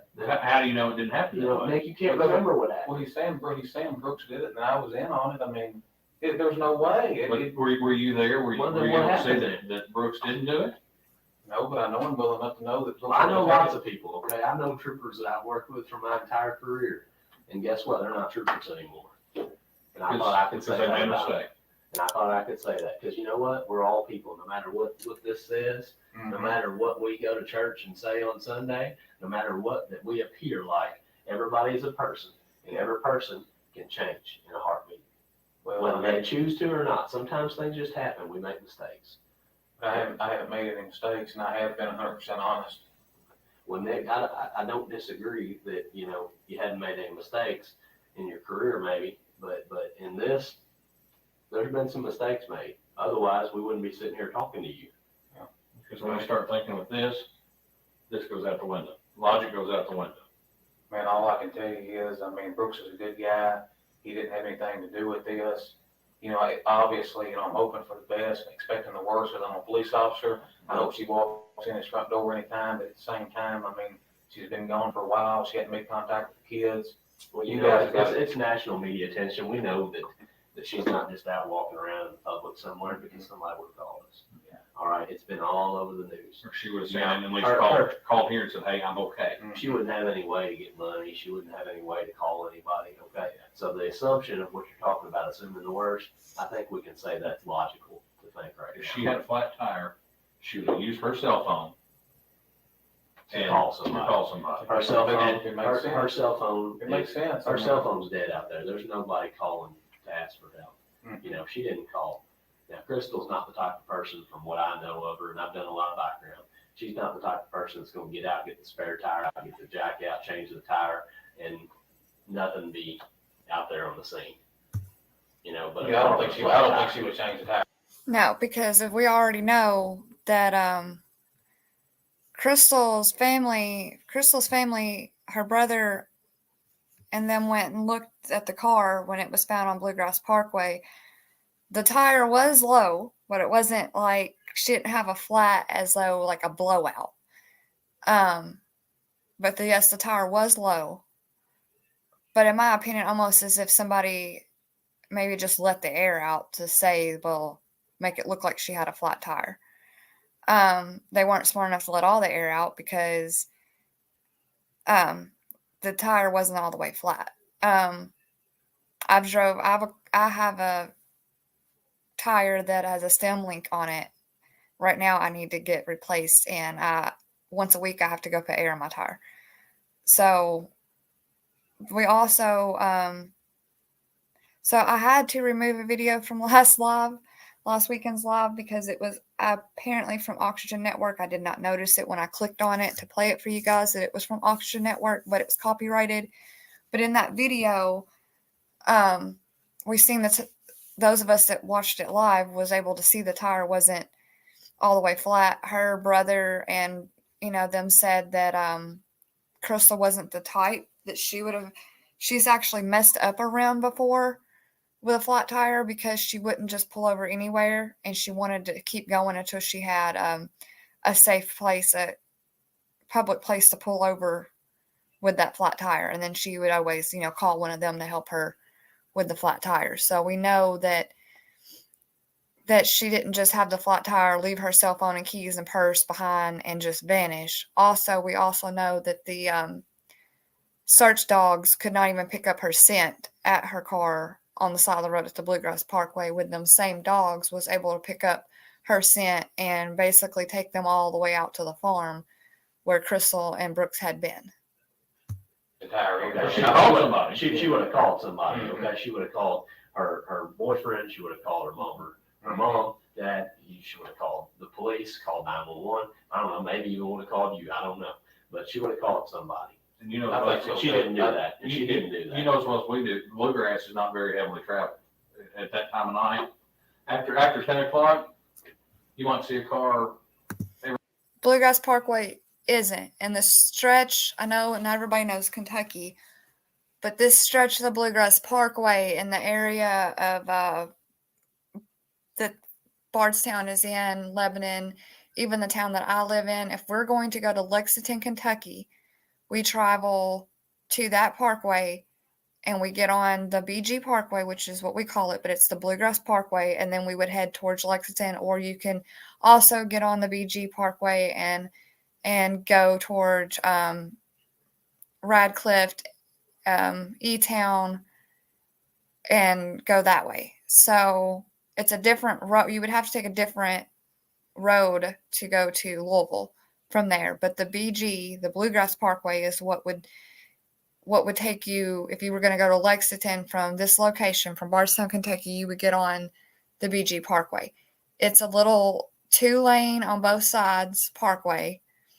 I think the top speed on the Bluegrass Parkway is 70 mile an hour. I usually go 70 to 80 when I go to Lexington. It's not, even during the daytime, it's just regular traffic. It's not like heavy traffic. Like you can still, hit 70 mile an hour. You can still pass right and left fairly easy. The traffic's still spaced out at that time. I've been on that parkway numerous times throughout my life, going to and from Lexington, to know I've been on it in the morning times, I've been on it in the afternoons, and I've been on it at night. And it's dead, like no cars out there at all, barely, except for you might see a semi here and there, but there's practically no cars on the Bluegrass Parkway late at night. Most of your traffic is in the morning time and in the afternoon times. But even then, it's not bad traffic. Every minute or two. Yeah. Man, I can appreciate the job you guys are doing. I mean, I'm not, But I I mean, mean, I want you we're to not just doing a job though, Nick. We're trying to find out for the 4 kids. You got 4 kids, right? But I mean, the other thing you got, when speaking about logic, I mean, who would do this on a city maintained cruiser? Well, I mean, who would do that? what better way to go undetected? I disagree, man. I just disagree with that. What better way to go undetected? Who's going to stop a police car? I wouldn't. See, it's what I said. Yeah, I just. I mean, on the Bluegrass, how No, many people drive? No one's gonna do Who's that. going to stop a truck that's been followed by a police car? Nobody. Who's going to think anything if they see a police car on the side of the road? I see your side of, I guess there's flip sides to everything, but But who's going to think of anything if they see a police car on the side of the Bluegrass Parkway behind the car with a flat tire? dropping a car off on the interstate. Nobody's gonna think anything of it. They're gonna say, well, I mean, you're right. I can't deny it, but, you're wrong. I mean, Well, you tell me that you're telling the truth, and that's what you're maintaining, right? most And definitely. you're telling me you want to be cooperative. That's why you're here, right? Yes. Okay. What about taking a polygraph exam? You took one to become a police officer. I took one to become a police officer. Didn't you take one? Yeah, I did. Okay. So now they're going to tell him, they're asking him if he would be willing to take a polygraph test for them. Now we know. And I'm try to hurry up and get this over with because I'm going to play you the results from that polygraph test. That your brother went up there and took a polygraph, okay? He didn't fail the polygraph, all right? We didn't say he failed the polygraph. Mhm. They said that the polygraph was inconclusive, which means it's neither pass nor fail, right? Mhm. Okay. So if they can't get 100% accurate reading, they're not going to make a judgment on it, right? It's because they're being fair, all right? Inconclusive doesn't mean anything. It just means inconclusive. It's like flocking two cars. If you can't tell which one was the one you're getting ready to write a ticket for speeding, you're not gonna write it. Yeah. You don't pull them Yeah, out I unless don't- you're 100% sure. I don't mind to take the polygraph. I mean, I really don't. So you'd take a polygraph and say the exact same thing if they ask you on the polygraph. If they said, Nick, did you have any involvement with the disappearance? I'd say no, because I didn't. Okay. And if they said, Nick, did you have any knowledge of her disappearance? What would you say? No. Now, if they ask you, did you load that body up into the trunk of your Bardstown Say City Cruiser? No. Okay. So, pretty easy test, wouldn't it be? Sounds like it. Okay. You'd be willing to do that? How'd you do on it? How would you do on it? I think I'll pass it with flying colors. I've got nothing to hide. How about anybody else? I mean, did Chris? So he thinks if he takes a polygraph test, he will pass it with flying colors. I just want to note that. Crystal, you think Crystal would have known something that she shouldn't have known, and that's probably why she went missing? If you don't believe the story about him getting, maybe a little physical with her maybe one time, you think she could have known something? What's About that your name? brother? Back up a little bit. I'm not following. Okay. Well, you said you don't believe the story that he maybe got a little physical with her. No, I don't think Brooks has ever been physical. Now, what about Brooks? He's got a lot to lose. I mean, he's got a pretty nice life, it seems like. I mean, he's doing pretty well for himself. What if she had some information that would turn his life upside down? Yeah, I mean, he would still, no matter what she had, he wouldn't have done anything like this. And what if she had information on somebody like you or somebody else? What would you say about that? I don't know where you're going with information. What kind I of, mean, what if she knew something about you that you didn't want anybody else to know? Okay, so the rumor mill when this all started was, for one, rumor was that, and I'm going to call them rumors, because until we go to trial, and we have to call things rumors because they are tight-lipped on what's what in this case. But we, as open-minded and critical thinking people, can watch and put pieces together, and most likely we're probably pretty accurate of what happened.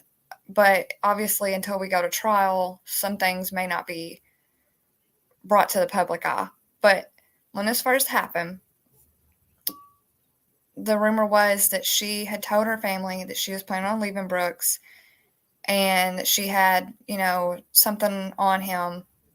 We don't know what that something was. There was also a rumor that she had proof of tax evasion type stuff, him not doing right by his taxes, and she might turn him in for that. There was also a rumor that maybe Nick had something to do with the unaliving of Jason Ellis, and maybe Crystal knew, and Crystal had that information. So we don't know if any of that's true, but those are just some rumors and speculation of the community and what, the past years people have said. And so I'm assuming that that's also been said to the state police, and so that's why that is in question here. The world to know. uh, Or anybody, not just you. I mean, and if she did, what do you ask do him? you think that might have been what happened? I mean, is that more logical than him getting a physical altercation with her? What's more logical?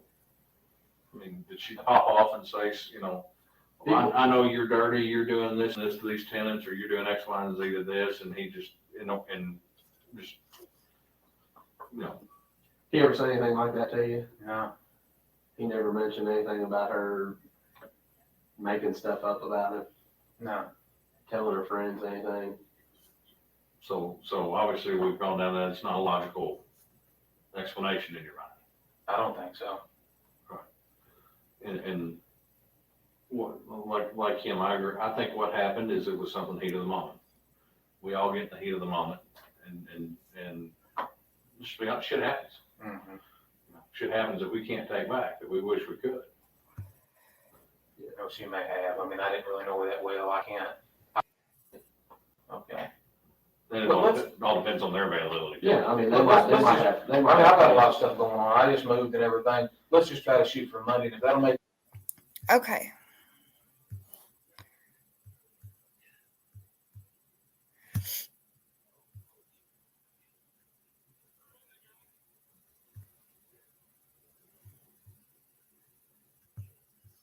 So I know I skipped through some of that, but it's a really long interview, and I'll just skip through the parts that where they're just asking him who he knows, and the parts where he's just no.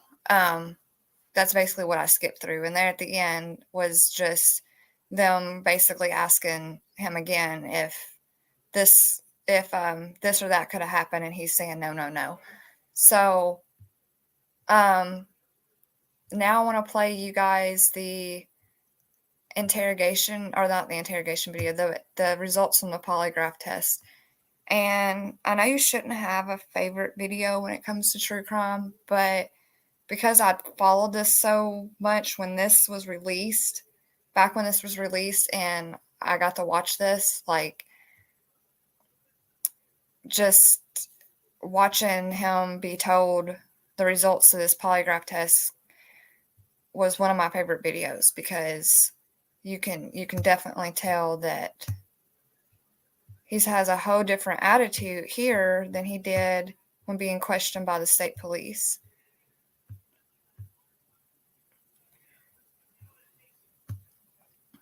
That first test, you did.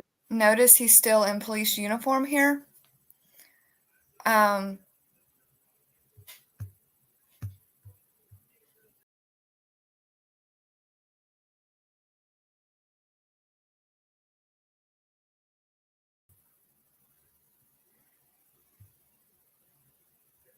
He has yet to be.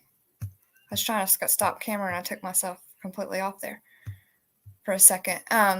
Notice right here he's still in police uniform. So this is right before he actually gets fired from the police department. Did not pass the test, and it's pretty clear to me that you haven't told me the complete truth today. And the questions you're having a problem with are questions about Crystal, and in particular, the one about whether or not you know where she is right now. And okay, this has closed captioning, so I'm going to put the closed captioning up so those that have trouble hearing can hear. I treat police officers in these circumstances like I would myself, so we're not going to go through all the interview interrogation nonsense. You and I are on the same page. But again, I'm also going to tell you the complete truth as we're sitting here. And it's no longer a matter of wondering, do you know anything about what happened? We're past that now. I mean, I got crystal clear with you. I give everybody a good, fair test. I'm no longer asking you if you know. You do. Now, what you want to do with that is entirely up to you. I'm going to yell and scream at you. This is the polygrapher talking to Nick. He says it's no longer a question whether you know, you do know. We're past that. I'm talking to you man to man as a fellow law enforcement officer. That the time has come for you to think real hard about the rest of your life. This is you. I'm not talking about Brooks or anybody else. And I'm telling you facts of life. I'm an old guy. I'm not trying to be a father figure here, but this one's not as long as the interviews or the interrogation, thank goodness. When the FBI gets involved in this investigation, I want you to listen to one thing. You don't have to say anything to me. You do whatever you want to do. As I said, you may never even be an FBI agent, right? But once you get on the radar, we don't go away. unless there's a reason to. I thought there would be. You didn't pass this, and there's some other information there as well. So I guarantee you we're not going away. All right. The FBI has unlimited resources in terms of forensic information, electronic information, many bodies as we want to pour out here, do surveillance and look through everything that's ever gone on. We will find Crystal. I have zero doubt about that. It's a matter of when it's going to be and why. And inevitably, what's going to happen is one of a couple of things. We'll determine exactly if she's injured and dead, which she in likelihood is. You come to that conclusion yourself. The way that happened and the means in which it happened. Now, I know what your relationship is with your brother. It's a tight relationship, but in a unique kind of way. You have a little different relationship, and it's actually, not trying to make it very similar to what mine and my brother are. Close, but in a very different way. And no doubt in my mind that you've spoken with him about what happened. You know essentially what happened. And whether or not it was something staged out and planned in terms of I'm going to make her go away, or if it was something that was, I hesitate to say an accident, but something that was not intended to do. My hunch is, I don't know, because I don't have the physical evidence in front of me to know, but 99% of the time of these, it's something that was not intended, a push, a shove, somebody trips, hits her, or whatever. Have no idea. We find her, we're going to know, no doubt about it, and we will. And at that point, they're no longer going to come and ask you what happened. They're no longer going to come and ask Brooks what happened. They're going to know what happened.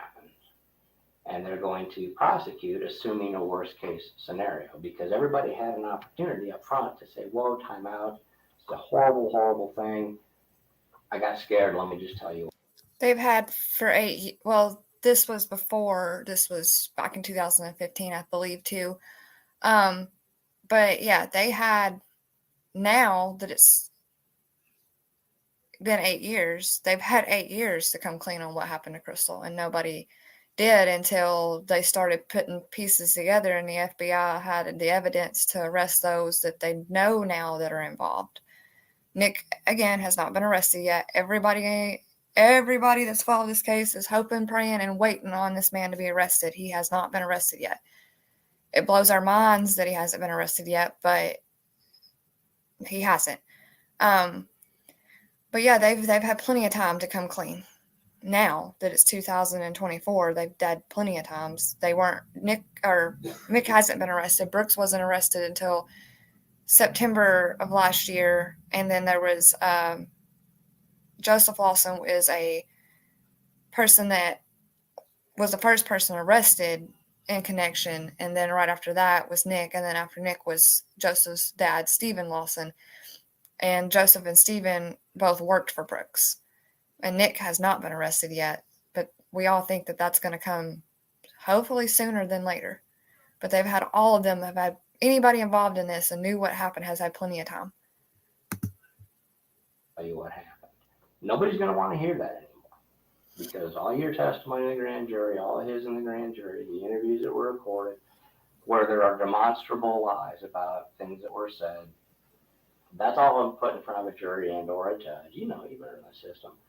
And people are going to look at it in the totality and say, well, now they're saying it was some kind of an accident or they didn't intend for it to happen. Why didn't they just say that last month, Exactly. last year, 5 years ago, whenever it may be? And what's going to end up happening is people end up getting prosecuted, and they look for the most significant sentences they can for people. And then people start cutting deals and who's going to get the reduced sentence and blah, you know how that all. Everything that this polygrapher is telling Nick at this point is going to happen is exactly, pretty much to a T, what has happened in the end of last year with this case. Is people wanting to cut deals, wanting reducible bonds, wanting this and wanting that. 8 years later, y'all all want that, and y'all had all that time to come clean. I don't think none of y'all deserve a reducible of nothing. I don't think y'all deserve any type of special anything. Y'all had 8 years.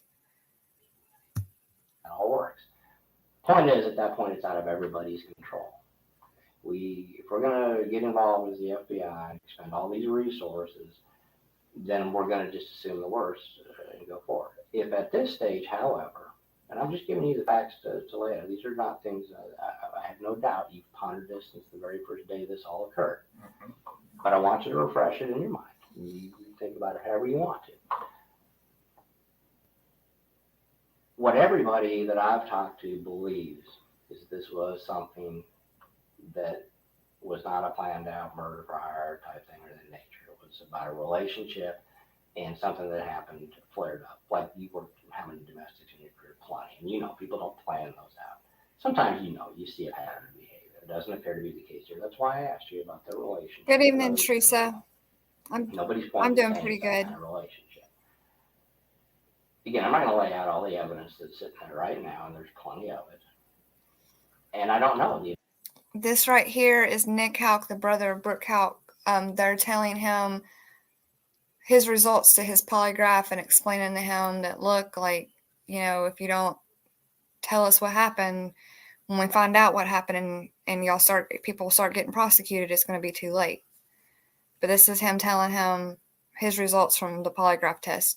He's still in police uniform here, but soon after this is when he gets fired from the police station of Bardstown. Like Michigan said, they were given 8 years of reduced sentence. That's enough in my book. Right. They've been all free for 8 years, and y'all have all known what y'all done, and it's too late now that it's, they finally started making an arrest to say anything. When this was going on, it was the time to be talking, and now it's too late to be talking. They should have talked back when they were being questioned, and Nick should have said something. If he has knowledge of an involvement and what he knows, he should have said when he was being questioned by state police and when he was being talked to by this polygrapher. Now it's too late. The additional evidence that's going to come out as this goes forward, because we're just getting started on an awful lot of things. But rest assured, it's all going to be laying on a table where you can now point and say, okay, this is it. And now this is just, obviously I have told y'all that Brooks has been arrested and the other two have been arrested. And that's the update as far as what's going on in this case as updated as today. But these videos that I'm playing here live are videos from when she first went missing and when people were first being questioned about it. The brother and the boyfriend of the brother and the boyfriend. This was, let's see if it will tell me. This was released 2 weeks ago, but this was from July 24th of 2015. The examiner spoke to Nick about his polygraph and why he failed it. So this right here that we're watching is from 2015, July the 24th.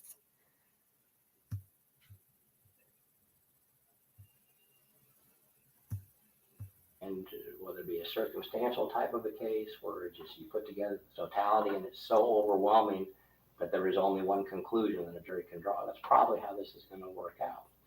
Unless somebody wants to step up and be a man and say, look, here's the deal. This is what happened, and make it better. I can tell you, 25 years of doing this, it always works out for the best. And that's what happens. People aren't going to come in. You know the deal. Once you've interviewed a lot of people in your career. I'm quite sure. More than a few, I would bet. You've been in law enforcement 11. An interview can be as simple as talking to people or a traffic stop. Mm-hmm. You know people, to my point. And in talking to those people, you pretty much know what happens. You've been around kids before. You know, if you ask them a question and they say something, you know it pretty much right away. Well, that's what I do kind of on steroids. I mean, it's obvious. Looking at your interviews before, it was already obvious that you're not being truthful about some things. Okay? To me, it was equally obvious that you're not somebody that had a major role in anything that happened as far as her disappearance immediately. There could be some other issues and factors there. I don't know. That's my assessment. But when we start talking about her, where she is right now, when somebody fails a polygraph, the reason I did a test like this You saw that numbers test, right? When I had you write the number 5 and I had you tell me that you didn't write it, and it jumps off the screen that you're telling me the truth. Mhm. There's areas right off of that list you did the exact same thing. And you know where they are. And what that is a guilty knowledge test. That's what we call it. And what that is your heart and your mind betraying what your body knows to be the truth. My master's degree is in forensic psychophysiology, which means the mind and the body interacting to determine the truth in an interview setting. That's what I do. This is actually admissible in court because it's scientifically valid. So when I say you know more than what you told me, I'm not guessing that. Okay? And when I tell you, polygraph, you didn't do well. I don't show people that charge. I don't show it. You probably don't care, but just so you know the facts. It's results on your test. Exception indicated. 100%. And then graded. And see, he says he doesn't normally show people this, but he's going to go ahead and show Nick, like, look, I'm going to show you, this is it. 100%.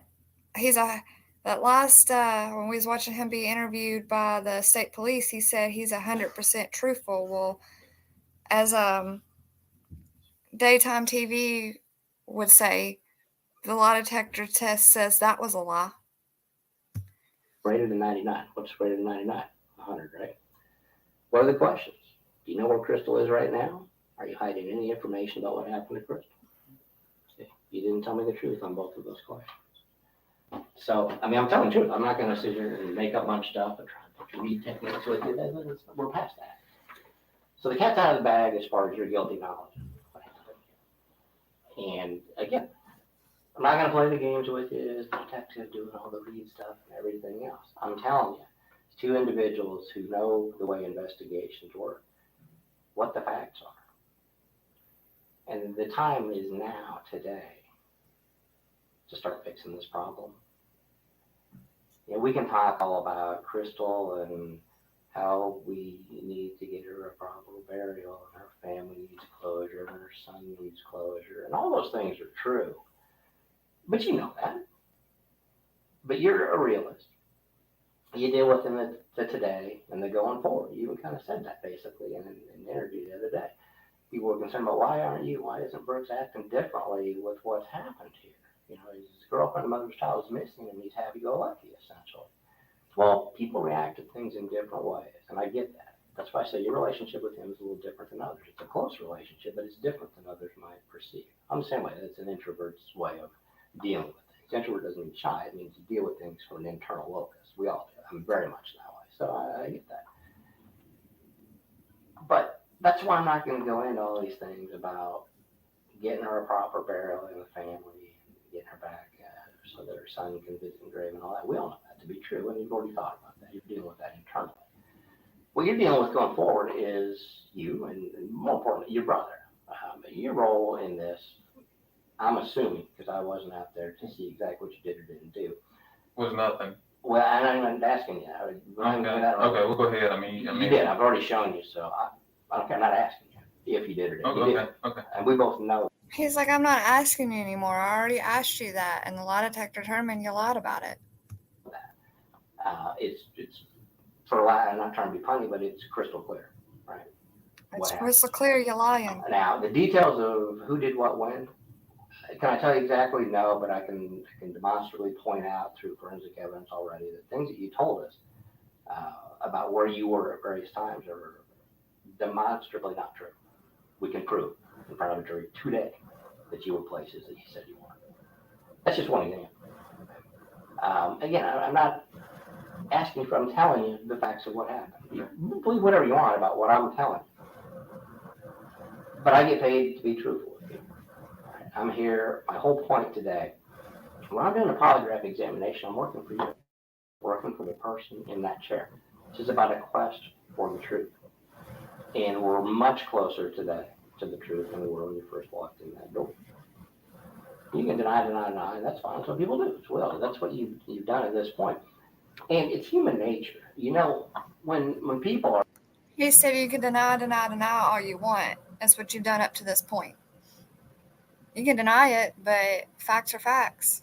Are asked questions about a matter such as this, they immediately circle the wagons and start to, well, out of self-preservation, we all. Man, let me just cut you off. I mean, do we need to take this any further?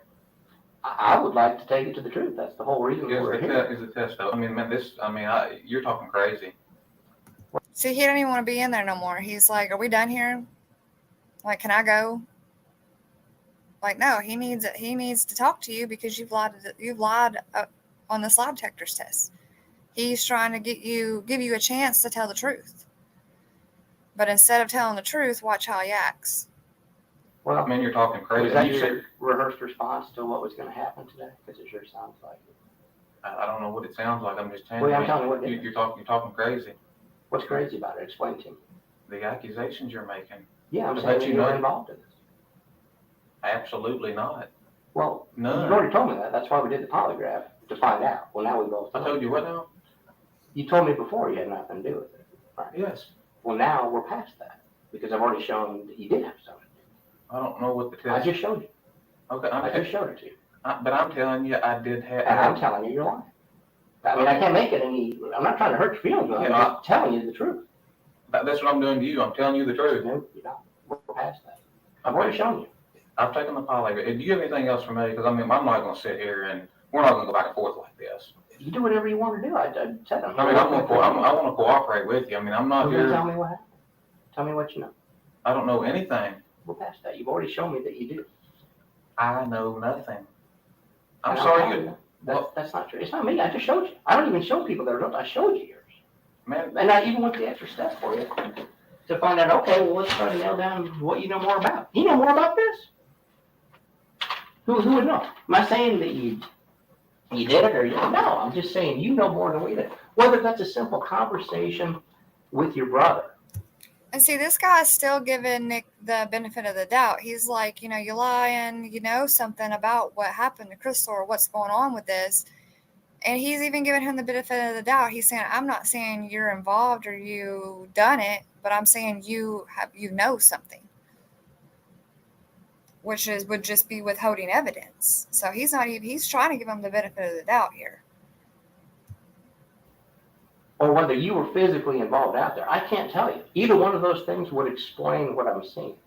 My hunch is it's something that your brother told you. I don't know anything. He has not spoken with me about this. Well, He's my I'm brother. glad you said that because he probably would know better than to say specific things. So it's a matter then perhaps of what you observed, what you saw other people say.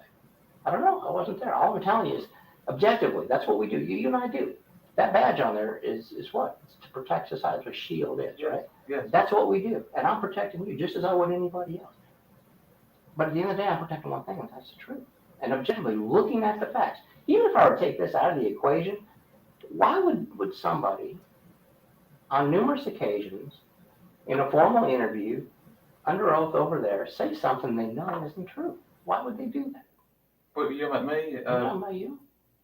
Well, I mean, you think it would have had anything to do with being a little irritated about how things are going? I mean, Well, that's why you would lie? I didn't lie. Well, I'm telling you, you did. I mean, I can show that already. This is not even. Tell me about one of the lies. Well, I can do that unless you're going to help me to understand the reasons behind it. Dude, I'm not going to lay out all the evidence that they do or don't have, but I can tell I you. didn't ask you. I said, tell me about something I lied about. That's what we're talking about. In the grand jury, you said places that you were not. Today, when I asked you specifically a moment ago about whether or not you were ever at certain places, and you told me no. Well, I already knew when I asked that question that wasn't true because I can place you there. Those are just examples. Are you talking about the video out there in the driveway? No, I'm not. Okay, I don't know what you're talking about. I know you don't. But I can promise you that I have been 100% honest. See, they knew questions to ask him because they asked him questions they already knew answers to, like, were you here or were you there? Because they already have him on surveillance camera and already knew that he was here and there.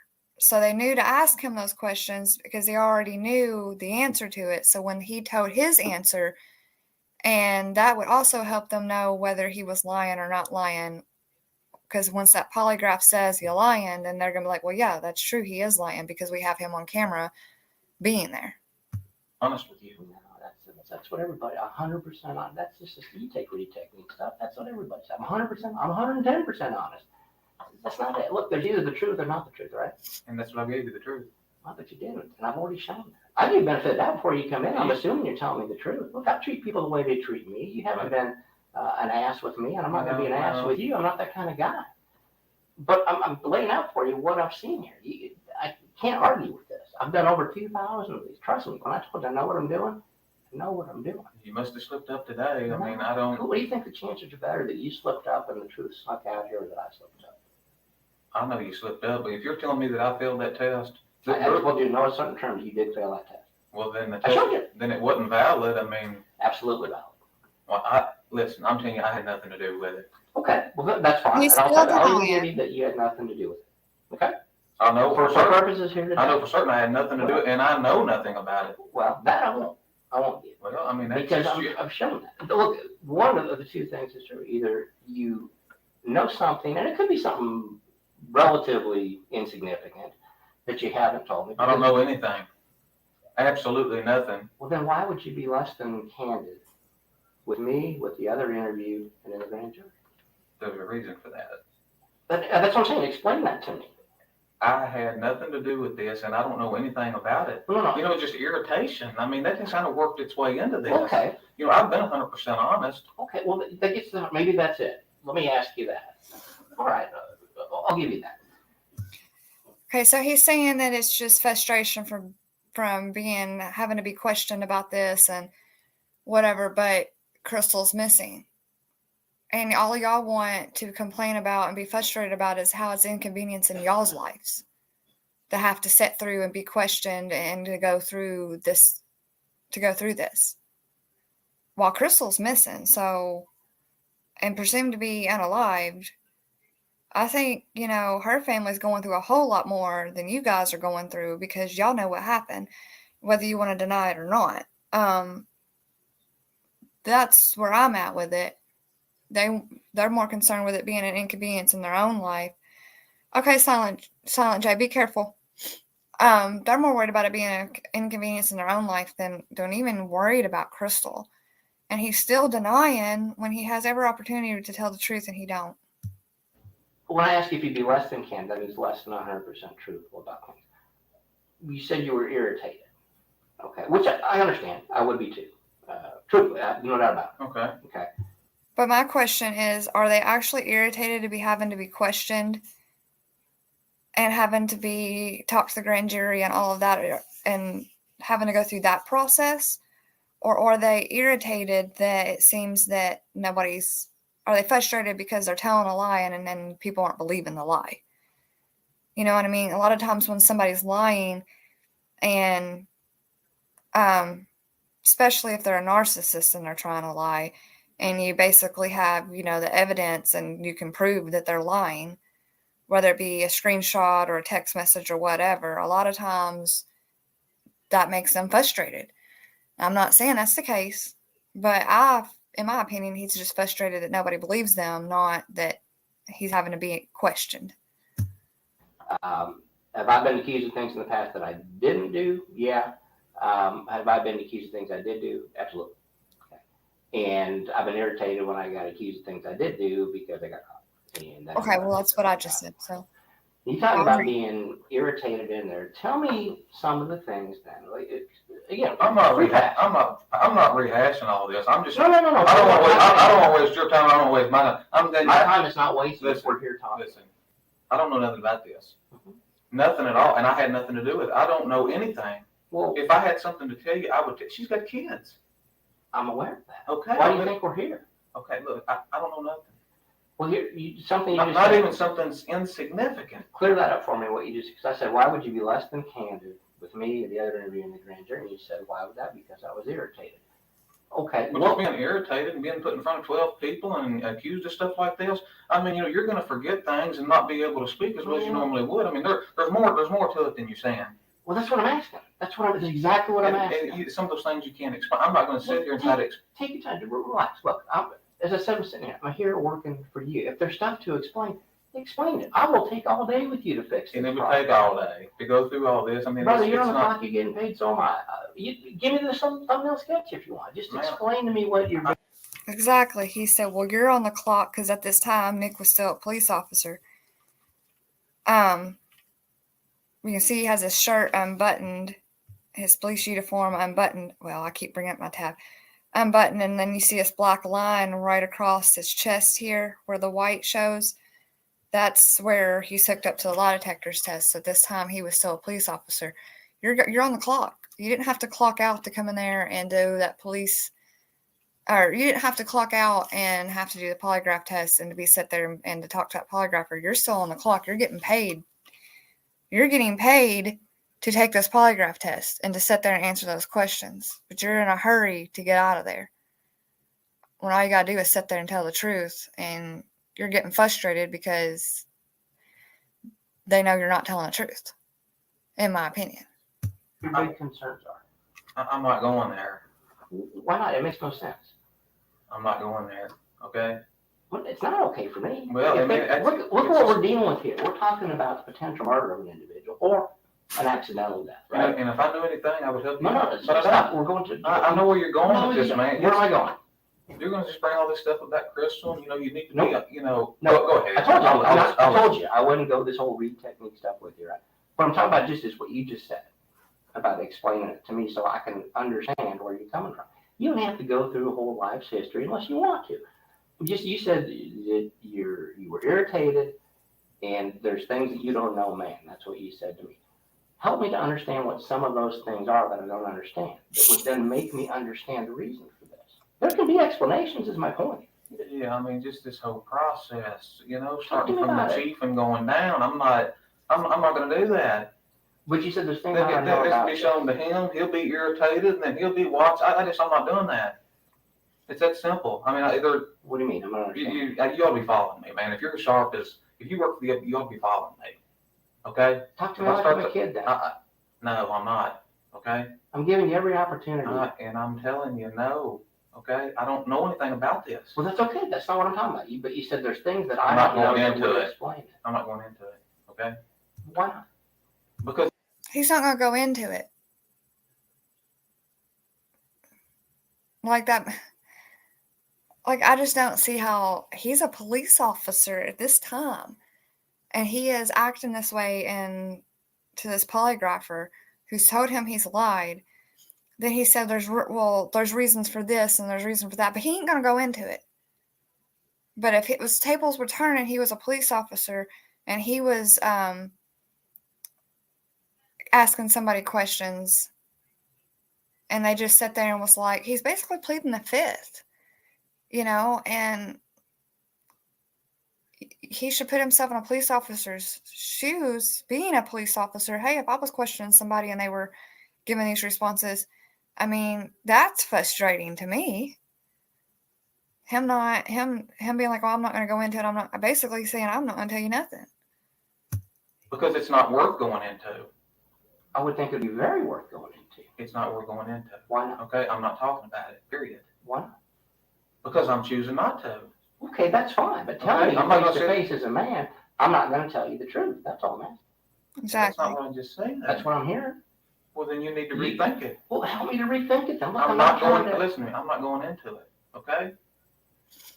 I mean, No, it's not really okay. I'm here to cooperate with your polygraph and all that stuff, and, you know, you can make any kind of notes you want, you can assume that I failed. It didn't bother me. What is it you haven't told me that's causing you such concern? I'm not going into to everything that's happened, you know, I mean, Like what? I don't have nothing to do with this. Guys showing up at my house? Look, this is the first day you and I have met, right? Yes. Have I been anything but cordial with you? And I think I've been the same way with you. I'm not accusing you of not being. Okay, there's nothing else to discuss here. Well, I mean, if I had something to give you, I would. I don't. Put yourself in my seat for just a second, okay? Okay. And I'm talking to someone who's a family member, essentially, is missing and possibly dead. And you're sitting here, and that individual, who you know nothing about, never met before today, right? But you've seen some interviews where he hasn't been completely truthful about things. Not just kind of, haven't been completely truthful about a couple. I've been 100% Listen to truthful. what I'm saying. You listen to what I'm saying. I've been 100% Why are you truthful. yelling at me? Well, because you're telling me I'm lying and I know I'm not. I know the truth, you know? And I've been 100% You know honest the truth. with you, the grand jury, and everybody else I've No, spoken you with. haven't. Here's what I'm getting. We just said. Yes, I have. No, you haven't. I most definitely have. And if you don't want to believe it, that's your issue. It's not mine. It's not just me. I showed you. Dude, I don't give a goddamn what your fucking computer said. Okay? Trigger warning. I'm cuss telling you that I have been 100% honest with you. Is this how you act? Does this act this way towards Crystal? When somebody, is this how I act toward Crystal? I act toward people that accuse me of lying when I'm not lying. Did she That's accuse how you I of act. lying? No, I didn't know Crystal. Then why are you getting so angry? Because you're calling me a fucking liar. No, That's I'm why. just calling you a liar. I'm Okay? not cussed you. I don't like it when people call me a liar. I'm being 100% truthful with you. There's only the truth and not what you Dude, said. why can't you? I'm being truthful. So, total different attitude now than before. Look, Okay. we're not 2-year-olds, all right? Okay. So Is it's it not, real yes I am, no I'm not. Yes I am, no I'm not. We're talking, look, I've been nothing but professional with you and trying to help you in this Okay. situation. Other than calling me a liar when I'm not. Look, if the right thing to do is to tell you you're not being truthful, then I'm going to tell you. Okay, go ahead. Okay? Look, I don't care. Little lies, big lies, they're all the same in terms of the polygraph. I haven't told you any lies. That's not entirely true. It is 100% true. Then help me to figure this out. Okay.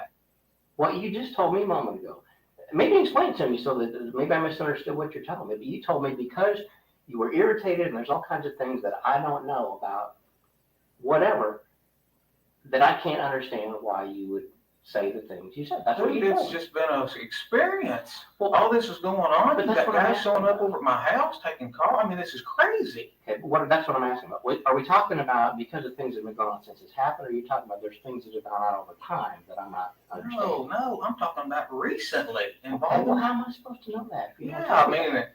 this is simple stuff, man. I mean, I have been 100% honest with you, and surely God, you can understand with people showing up at my house and my family out there taking cars. The neighbors are watching. Man, it's been screwed up. Of course I can. So, he's more concerned with what the neighbors think. He's more concerned with how Crystal being missing and presumed to be dead or unalived, sorry, YouTube. He's more concerned with how it affected his life than worrying about what happened to Crystal. That's how I took that. Okay. But I wasn't there. How do I know all this? Well, man, you just assume. I mean, if you were a patrol officer and you got your chief showing up, and I mean, dude, that's crazy. Like, I've been Who the nothing hell- but professional. I mean, That's listen, another thing, Mr. they come up with all these lies about, well, there's bodily fluid in your car, there's blood. There is no way in hell there is any blood in that car. I have no idea. Everybody's told me that. You know, I had to speak with the state police. That's the first thing they said. Okay. Grand jury. I mean, it's crazy. But I'm not them, right? Okay, but I'm just saying this is crazy. It may be. All I'm saying, look, I'm not vouching for all this stuff. The evidence will speak for itself, right? Sure. So it really doesn't matter what people want to say or not.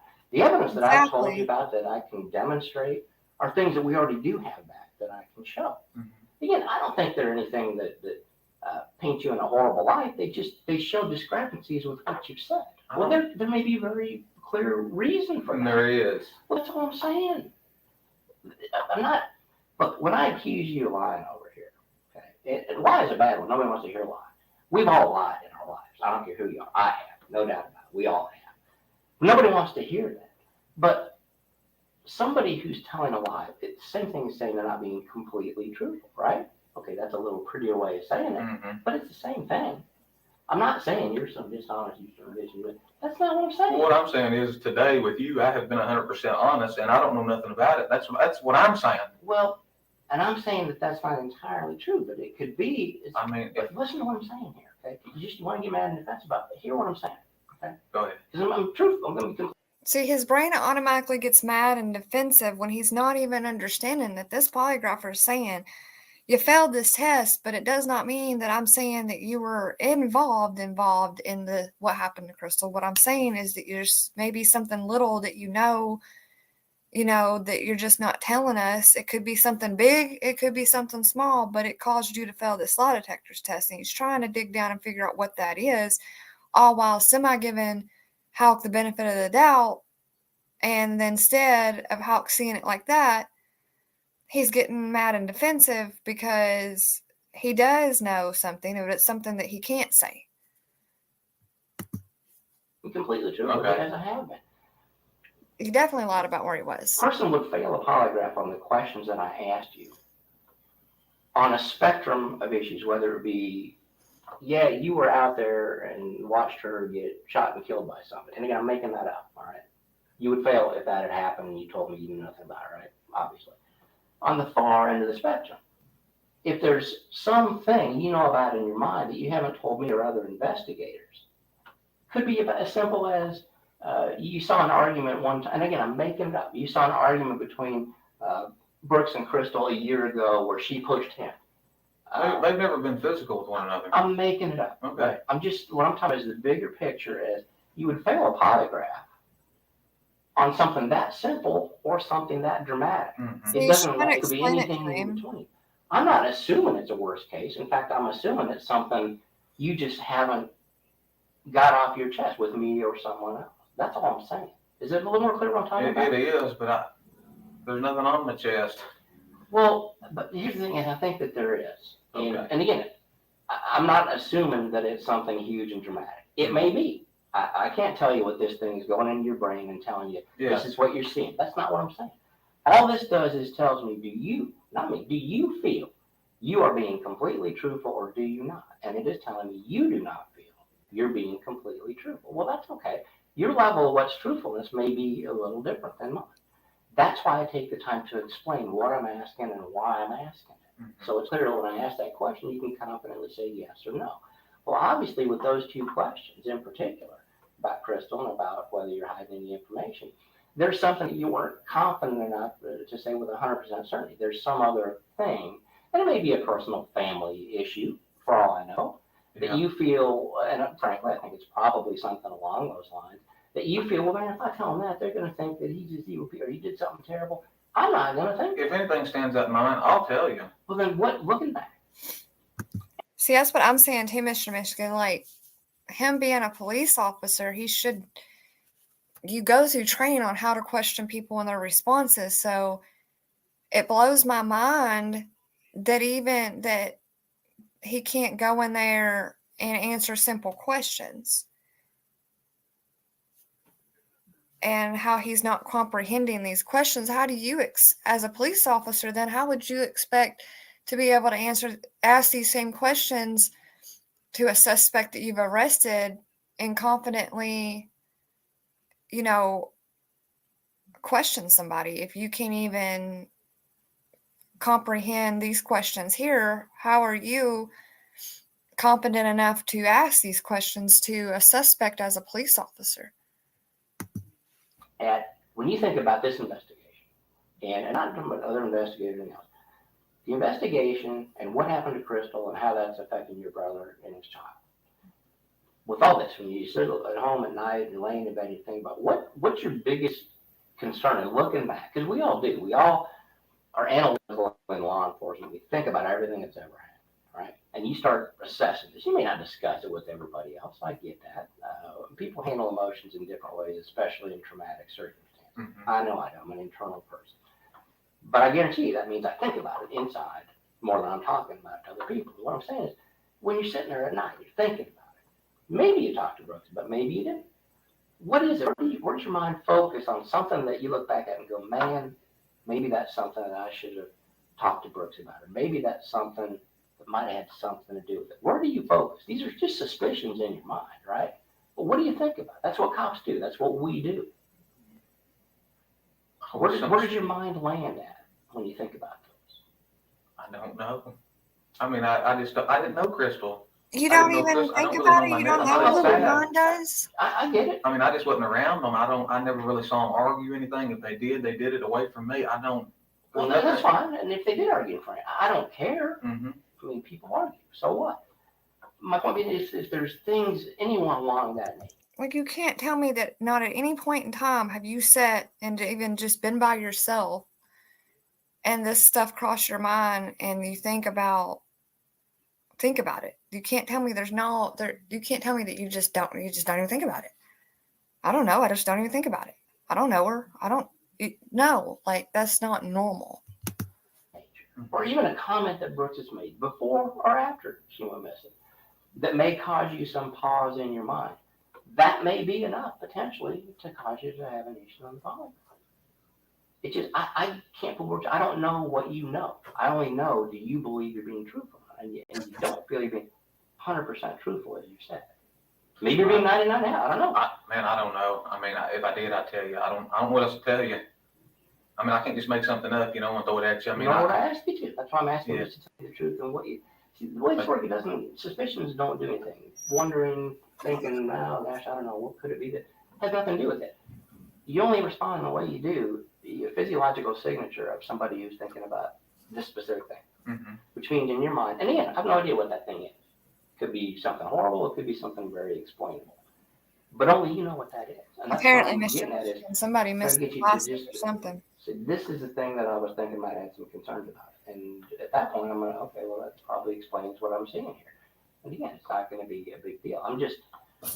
It's what we do. When people initially say, I don't know nothing about nothing, and it turns out as they're sitting later tonight, they go, okay, I do know a little bit about something, but it's probably not important, but I've told you I don't know anything, so if I tell you this, you're going to think I'm lying to you. That's not the case. Man, nothing stands out. I mean, I wish I could come up with something, but I can't. I mean, that's just the way it is. I mean, I've been 100% truthful with you. I mean, I can't think of any examples. They never gotten, I don't think Brooks would have ever got physical with her. I really didn't see them argue. I mean, I ain't got nothing to give you. Well, and I'm glad to say it because everything from what little I've talked to people about Brooks in particular, about you too, there's not a history of violence and that kind of stuff. Been no domestic accusations, nothing. Which means that whatever happened here was likely, again, I hate to use the word accident, but it was, I say, unintended because people can get pushed and shoved, and I don't know. I haven't even seen her. How big is she? She's not real big, is she? 100 and, I don't know, maybe 150 pounds or something. Yeah, 160. that's big, but he's bigger than she is. Yeah. And men being men, women, they get hot-headed and they started pushing and shoving and screaming and throwing tantrums and all that stuff. Not all, I hate to throw a blanket, but a lot do. And all I'm saying is in those situations, if it's a situation where she got mad and she pushed or shoved and the defendant's not going to hit a woman, it could be as simple as in the course of that, she fell and hit her head on something. For all I know. Again, I'm making up, I don't know. But in those circumstances, that's a real easy answer to what's occurred here. Again, we're going to find it. We're going to know exactly what happened. Sure. And that's true. I mean, couples argue sometimes, and women have, sometimes our emotions get the best of us. And I'm not going to sit here and say I've never been in an argument with a significant other and us, push each other back and forth. Now, should you do that? No, you should never put your hands on each other. But I'm not saying that, me and Cody has been together. I mean, that's not his government name. That's just what people call him. So I did not just dox him in case anybody's wondering. We've been together since 2009. So we've had our arguments when we were, in our early 20s and didn't know how to control our mood swings and our tempers and stuff. We've made mistakes in our relationships, but, we've never punched each other and caused each other to bleed, but we may have, one try to walk away and the other one not and grab a hold of somebody's clothes or something like that. So, arguments happen like that. And anybody can very easily trip and fall and hit your head on a coffee table or a corner of the wall or anything. I've watched plenty of true crime. So, he's trying to tell him, hey, any of this could have happened. And Brooks just ain't, he's not, or not Brooks, but Nick's just not helpful at all. I don't know her, but I know what she drives and how much she weighs. Come on, man. Exactly, Mr. Michigan. That's what I'm saying. Don't know nothing, but knows something. Sure, no doubt. But the time to hear about those things, what actually happened out there, before we get to that. I wish I could lead you there, but I can't. I've got nothing for you. I don't know where she's at. We didn't have nothing to do with it. I'm telling you that. We didn't have nothing to do with it. I don't know, if you watch the grand jury testimony or my interview with the state police, I did. Sometimes I don't speak well. Like a lot of times when I go to court, I've got my report in front of me. I read word for word. I just don't remember all that stuff. And then you put 12 people in front of you and they start asking you a bunch of silly questions. Stuff that blanks out. I don't respond well to that. I get that. I don't like speaking in front of groups, period. Even 12 people in there. I hate testifying. Mm-hmm. It's what we got to do. But I'm also a student of people. That's what my master's degree is. So when I watch the interviews, don't just listen, but I listen to what's being said, how it's being said, statement analysis, kinesics, physiology, what people are doing in the room. And you could turn off the sound in some of those interviews and see spots where an objective interviewer would point and go, he's not being completely truthful right there. Well, I did leave the sound on, so I listened to some of those spots. Again, I don't think they're huge critical issues, and it may be as simple as what you said earlier, that because of irritation and accusations, you just decided you're not going to tell people about whatever, fill in the blank. Well, it's not that I didn't tell them. It's just that, you know, a lot of that stuff I didn't remember, you know, and I'm not going to start making stuff up or tweak it in any way. Yeah. I'll just straight up tell you, I don't remember. If I don't, I'm not going to make something up. Absolutely, and I get that. And I'm not, I wouldn't want you to say something that you didn't know. I mean, if you do that, you're lying by definition. Yeah. But the other side of that is, I mean, we all have politicians. Hillary Clinton is a prime example, right? And I'm older than you, but looking back in the Whitewater days, way back when she was interviewed, her husband was interviewed. So we use those as studies in interview interrogation. All that. And what do they say more often than any other? What's the phrase they use? I don't know. I'm not up to date. That's actually what they say, but they say I don't recall. Oh, I see. And when it's clear that they do. And so, and I'm not saying I shouldn't laugh. but when you hear I don't recall, I shouldn't laugh, but he's saying I don't know because he don't know the answer to it, and that's literally the answer to the question is I don't know or I don't recall. That's what people 99.9% of the time when you're asking somebody, questioning somebody and all of that, the telltale sign of them lying is I don't know or I don't recall. I don't remember. I don't. And he's basically telling Brooks, like, that's my thing. It's like he should know these things. And this whole time, I could tell that he was lying before we even knew that they were, like, for sure that they were lying. I could tell. And I don't have any education whatsoever towards questioning people or anything. So, but as a police officer, you think you'd have been more smart on answering questions and how you answered them, knowing the way you're answering them is telltale sign when you're questioning somebody and they answer you like that they're lying. So why are you answering the questions the same as the way somebody would answer them if you were questioning them and they were lying? You're doing the same thing, and you should know better as a police officer. it tends to raise flags with people that are investigatively asking. Should have never questions, been a right? police officer. I'm The truth telling may be you don't know. It's embarrassing. That's certainly a viable option. But when you couple those statements with all the other things going on in the room, and then when in some of those instances, not all, but there were a few, where we can physically say, well, no, but he just said, when you didn't say I don't recall, you said I was here or I was not there. And they asked you several times, were you ever there? You said, Rage quit. Well, yeah, but I hear you. You were there. If you're talking about the vehicles in the driveway, then they harped on that and harped I'm on not it. talking about I mean, they must have asked that question 10 times. I mean, I'm not we may have been, I don't know. That's not what I'm talking Okay. about. Yeah, as far as that, I think at the end of the day, you were, you changed your answers up some of that to be as truthful as I think you could be. Mhm. When you said, no, I don't think we were there, and so I don't think, and ultimately we have, and we could have been, well, we can show whether you were or weren't there. I mean, that's simple. So whether you recall or not, you were. That's, so I don't care. But what I'm talking about are other times that I haven't given you the evidence on here today. I've asked you questions about where you were or where you were not, Mhm. and you were definitive. It wasn't, well, I don't think it was. I couldn't have been. It was no, absolutely not. Mhm. Okay. Well, and again, it's not a huge issue in the grand scheme of things in terms of you being in a certain spot or not being there. Mhm. But if I already know the answer to that, the truth, the ground truth, as we say in polygraph, and you're saying something other than what I know I can prove, it raises Yeah, questions in my mind. Yeah, As to, that's not happening. but it is my point. Okay, whatever. It is. My point in that is, I mean, I don't know what you're saying. I don't know what you've heard, but I'm just telling you, I didn't do it. I don't know nothing about it. did. I don't know anything about it. My brother, and I can tell you, I know him well enough. He didn't do it. It's just the way it is. He ain't real close with his brother. He don't really talk to his brother. They pass each other, on the road sometimes. They both live busy lives. Occasionally they might be on the farm at the same time, but they're not, they're just so busy that they don't really stay in touch. But he knows his brother well enough that he wouldn't do this. It is, I mean. Have you ever known somebody that you said wouldn't do something and it turns out they did? I'm sure I have, it wasn't my brother. That's right. So you're choosing to believe. Because I know him real well. I understand. Yes, And look, yes, I am. and if it's my brother, I'm gonna feel the same way. Okay. My point being is just because you feel that doesn't mean it didn't happen. Yeah, I mean, I feel 100%, not 96, not 98.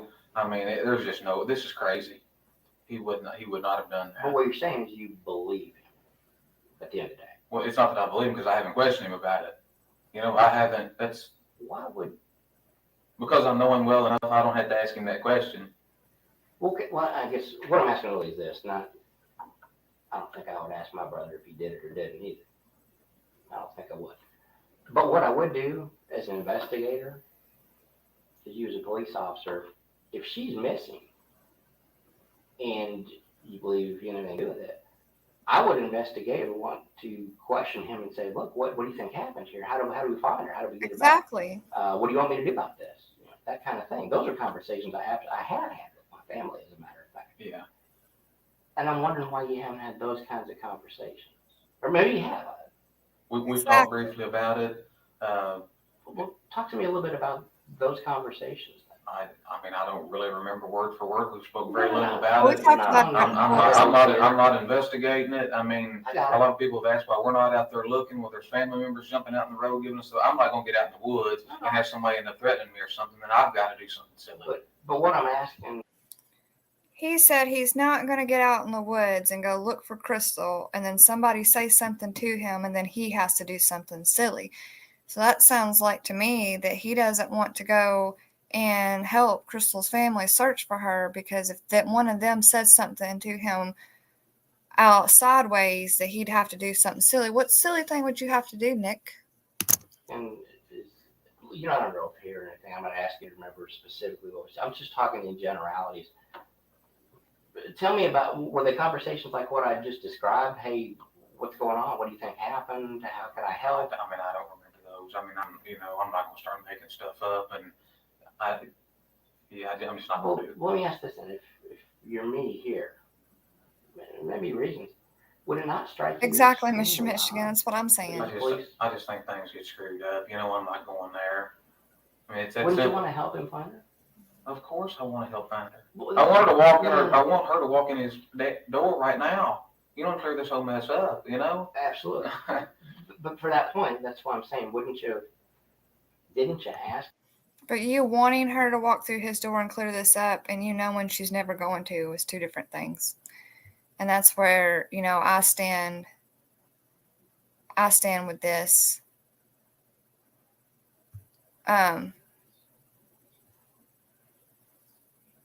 You may want one thing, but in your heart that's not going to happen.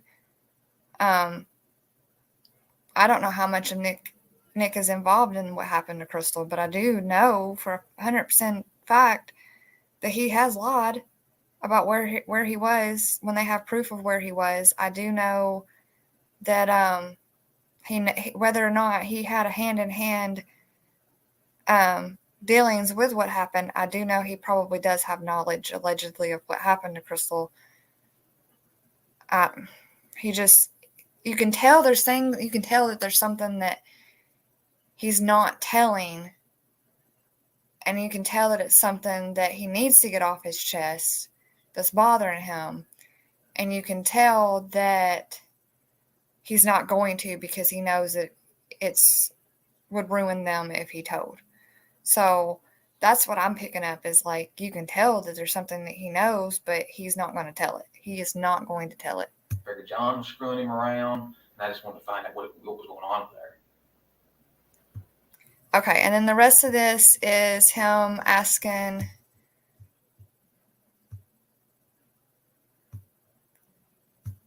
The rest of this is him just asking again about why he called when Brooks was being interrogated. His main reason is he don't trust Detective Jon Snow. And he just didn't want Jon Snow to be messing around and just, sometimes when you get questioned by the police, they'll just keep asking the same questions. I've watched that it was a show on Netflix a few years ago called Making Murder, and when they questioned I think he was a teenager, young, almost teenager in that case, they kept asking him the same questions over and over because he wasn't giving the answers they wanted him to give. And so they kept asking it until they kind of confused the poor boy into saying what they wanted him to say. And yes, sometimes that happens, and he's trying to act like that's what he was afraid of with his brother getting questioned by Jon Snow. But I'm not buying that. I mean, I'm not buying that's the reason he called him in that interview, and that I'm not buying that. Yes, Mr. Michigan, that making murder, or don't strike me, you two, for saying that word. We're all adults. It's a TV show on Netflix. So, but yeah, when they questioned that kid, they allegedly kept asking him the same questions to get him to finally, tell what the answers that they were looking for. And that's what he's accusing Jon Snow of doing. But I mean, I don't believe that that's the case. It's 8:51 now. I do want to play y'all one more video before I get off here tonight. And probably could have played this first, but this is definitely, if those that come back and watch later or catch this later, I did want to show this clip right here. This is, when Crystal went missing and her mom and stuff speaking on her disappearance.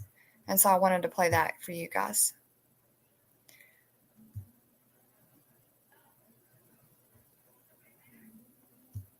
Wander off too far, my love will get you home.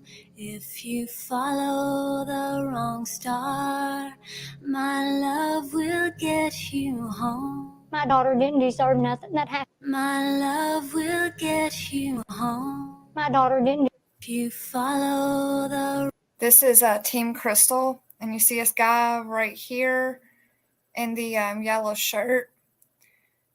This is wrong star. Right here. This right here is Tommy Ballard. This is Crystal's father and some other community members, which they later called themselves Team Crystal, looking for Crystal and actively on boots on the ground looking for Crystal. This man did not ever give up hope, and a year later was also unalived while hunting with a grandson. More lives, we'll get into more on that right now. We just haven't got to that part yet. And next weekend when I do another live, or maybe sometime this week if I have time to do another live, we'll show a little bit of more on that.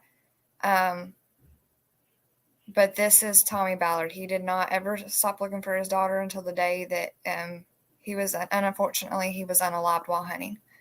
My love will get Next is you home. woman talking. My daughter didn't deserve nothing that happened to her. This property is the last property that she was seen at, as far as we've been told. If Crystal's out there and can see us, we're hunting for you. My love will get you home.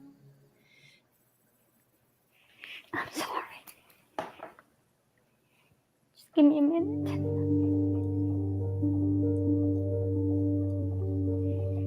I should be used to this, but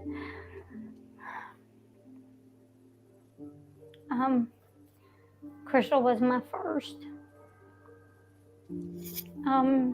She weighed 4 pounds and 12 ounces when she was born. Her parents' pride and joy, and eventually a mother of her own. Crystal had 4 children before meeting boyfriend Brooks Houck. We were very picky parents, I won't lie. We wanted what was best for our daughter. And all the other relationships we didn't think were best for our daughter. So when she met Brooks, I think she saw the opportunity, not knowing where that was going to lead her down the road. Crystal and Brooks shared a home and together had a son. The couple and their toddler were together the last night Crystal was known to be alive. Supposedly they went to the farm and they walked back in the field to feed the cows. My daughter's not going to walk back in the field in the pouring down rain, especially with her baby. I just don't see her doing that. And then they left the farm and went back home, and Brooks went to bed, and Crystal was still up on her phone, and Eli was running around playing, and supposedly she was not there when he got up. She was just gone. Gone. But Sherry Ballard says Brooks didn't tell anyone his girlfriend was missing. Sherry didn't know her daughter was missing until days later. And when it was Sunday and she still hasn't called, I started panicking. Sherry and her husband Tommy rushed to the Nelson County Sheriff's Office to file a missing persons report. While they waited for word of Crystal, they got a call about her car. Her brother called me and said that they had found her vehicle in the Bluegrass Parkway. Crystal's keys, purse, and phone were inside. So we all went out to the BG where they found her car, and we stayed there until they took her car away. And then that night we got up a search, and we were out till like 3 o'clock in the morning searching the farm that backed up to the BG where they found her car. Sherry says, So you guys hear that? They were up till 3 o'clock the next morning searching the land that was next to Bluegrass Parkway where her car was found. So they immediately went to searching that location. says Brooks never helped the family search. I found it odd that he didn't go to the sheriff's department with me and place the report with me. He didn't do anything. Walking through woods, ponds, and fields, the family was discouraged when weeks went by with no sign of Crystal. I'm kind of facing reality. I don't want to believe it.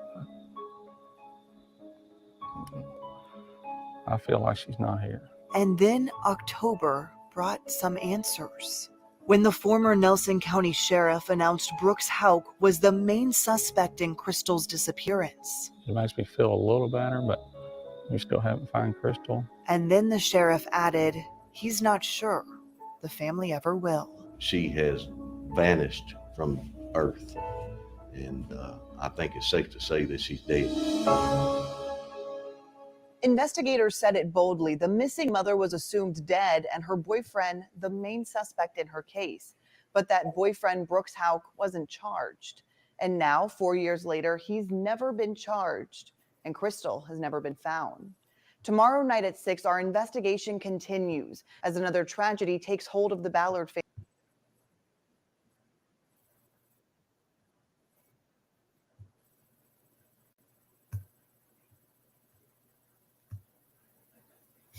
Okay, so that was Crystal's family and what they had to say about everything. And I just wanted to show that video because it showed footage of them searching, little clips of them searching and things. As an example, that's what you do when a family member goes missing. And we see a lot with YouTube true crime and some of these other families that they don't do that. Me looking at it, it's like you would want all the help when a loved one goes missing. You're going to want the help. And, Kentucky being small communities, other than Louisville and Lexington, we're all just a bunch of small, close-knit communities smacked together. So when stuff happens, that's, what we do. Like, I may not know you. I may not talk to you on a regular basis. You may not be a part of my life. But if some tragedy happens, we all come together. And it just blows my mind, other cases that we've seen when the family just don't even want to search, don't even want to try, don't want to do nothing.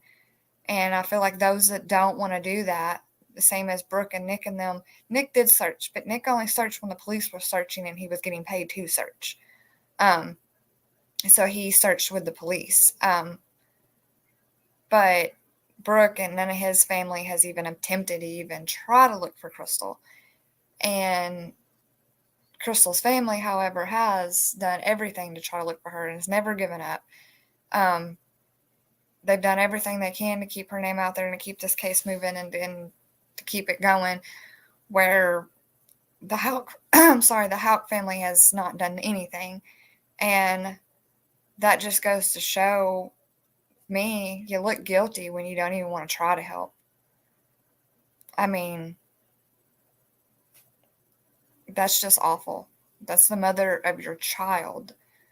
Y'all have a kid together. So regardless if I don't like that person, I'm going to think about the child and I'm going to do it for the kid. You don't always have to do things for the person you're doing it for. Sometimes you do things for people because you care about somebody else that loves that person. You know, sometimes you might help somebody because, you know, if you don't help that person, whether that person deserves your help or not, their kids are going to suffer. And so you help them anyway, just because you don't want the kids to go without. And so I just feel like if they cared at all about the child, whether they like Crystal or not, they'd be trying to figure out what happened to his mother. And by them going on about their lives and acting like nothing happened, and almost as if Crystal was a problem and they got rid of her and that now they can just go on with their lives. You know, they all got money and have a lot to lose. And it's just heartbreaking to see them not even care. And it's heartbreaking when you watch a mother and a father continuously look for their daughter and just, you can see that they're just broken, you know, that their daughter is gone. And it's a sad case. And you just, you know, I'm bringing it to YouTube now. And so now there's been arrests made, but can you all imagine the past 8 years on that family of having to live in a town where, you know, the main suspect is still out there and not been arrested. And I just noticed that light was like really bright. But to have to live in this community and having to, you know, still pass this man on the road knowing that he done something to your daughter and he's not been arrested. And just having to have faith in FBI that they're going to get him. But yet still having to see this man free while your daughter is gone. Like, I couldn't imagine. Like, my heart goes out to that family. I could not imagine having to go through that. I just couldn't. So next week I've got more videos to show you guys and more that we can talk about with this case. I just really wanted to get those interviews out of the way so we can actually start talking about this and start showing you what's moved in the case. And I went through last night and I had a whole Crystal Rogers, Bardstown, Kentucky one playlist, and I went through and kind of organized that playlist and made a new playlist. So that way, if it's talking about the Houck family, it's in a playlist solely for that. And then if it's talking about Brooks, that's in a playlist where that way when I'm looking for a video, I'm not scrolling through all of these videos that's happened throughout the 8 years and finding which exact one I'm trying to talk about. So if I'm wanting to show y'all something with Brooke Houck's, I know that it's in the Brooke Houck's file. And if I want to show you something with Crystal's family speaking on something, I know it's in Crystal's family's folder, and so on and so on. So I got it more organized because last week I played y'all a video that I did have saved to the Crystal Rogers case, but did not have any intentions on actually playing it on YouTube because I knew it was on Oxygen Network. I had just saved those videos because I had watched them and got information from them. And I accidentally clicked on it and let it play. And where I've watched all these videos and kept up with it for 8 years, my mind didn't click that, oh, wait, that's one of the ones from Oxygen Network. And I got copyrighted and had to remove that from my video. It didn't strike my page. It does not go against my account or anything like that, but it was a lesson learned. And so now I've organized it and I've took those videos off so that way I don't accidentally click on a copyrighted video and mess up my YouTube channel. I do want to thank everybody that stopped by tonight. My top supporters, Mr. Michigan, Tashi, and Joshi, for always being here and supporting me. I want to thank all the other ones that did stop by, all of y'all that's hit the like button, anybody that has subscribed tonight. It's kind of boring watching police interviews and interrogation, but it's you got to get through that. You got to see that before you can start seeing the rest. So I did want to show y'all that. Says Michigan says they are going to search when they know it's a waste of time. They already know where she is, just like some of the other cases we have watched. Exactly, Mr. Michigan, you know, but they didn't even do that. They didn't even fake search. That's what I'm saying. Is even if you did do it, you could have still searched and just not looked in the area that you put her. And at least people would say, well, that would at least made you look a little innocent. The fact that you're looking for her. I've seen that meme. It says, you know, there's a meme that used to go around and it said that kind of like a Dixie Chicks ad. You know, we all know what happened to Earl, but it's if I basically that I'll do away with you and then help your family look for your body. It was a meme that went around. It had the Dixie Chicks putting Earl in the back of the trunk. But see, the Houck family ain't done nothing. They ain't looked. They ain't tried. If it wasn't for Crystal's mom, she wouldn't have been reported missing. So, that's all I have tonight. Is I wanted to play him getting so upset when he found out he lied on that lie detector's test, and then him being questioned before the lie detector's test. So, yeah, right. Earl had the DIE. But it's just crazy. I mean, this case, as sad as it is, it should still give others hope because it took 8 years. There's, you know, so there's still hope in some of these other cases that, you know, are out here and we're following on YouTube that there's not getting any movement in the case. It took 8 years to get enough evidence with Crystal. So that gives me hope, especially in the Summer Wells case, that maybe one day, 8 years from now, I'm not sure. I followed the Summer Wells case, but I'm not sure exactly how many years she's been missing. But hey, maybe 4 or 5 years from now, we'll hit breaking news. Dawn Wells and Candace Wells finally arrested for the incident with Summer Wells. You know, you just got to have hope that one day they will be arrested. Because they're a family that is disappointing.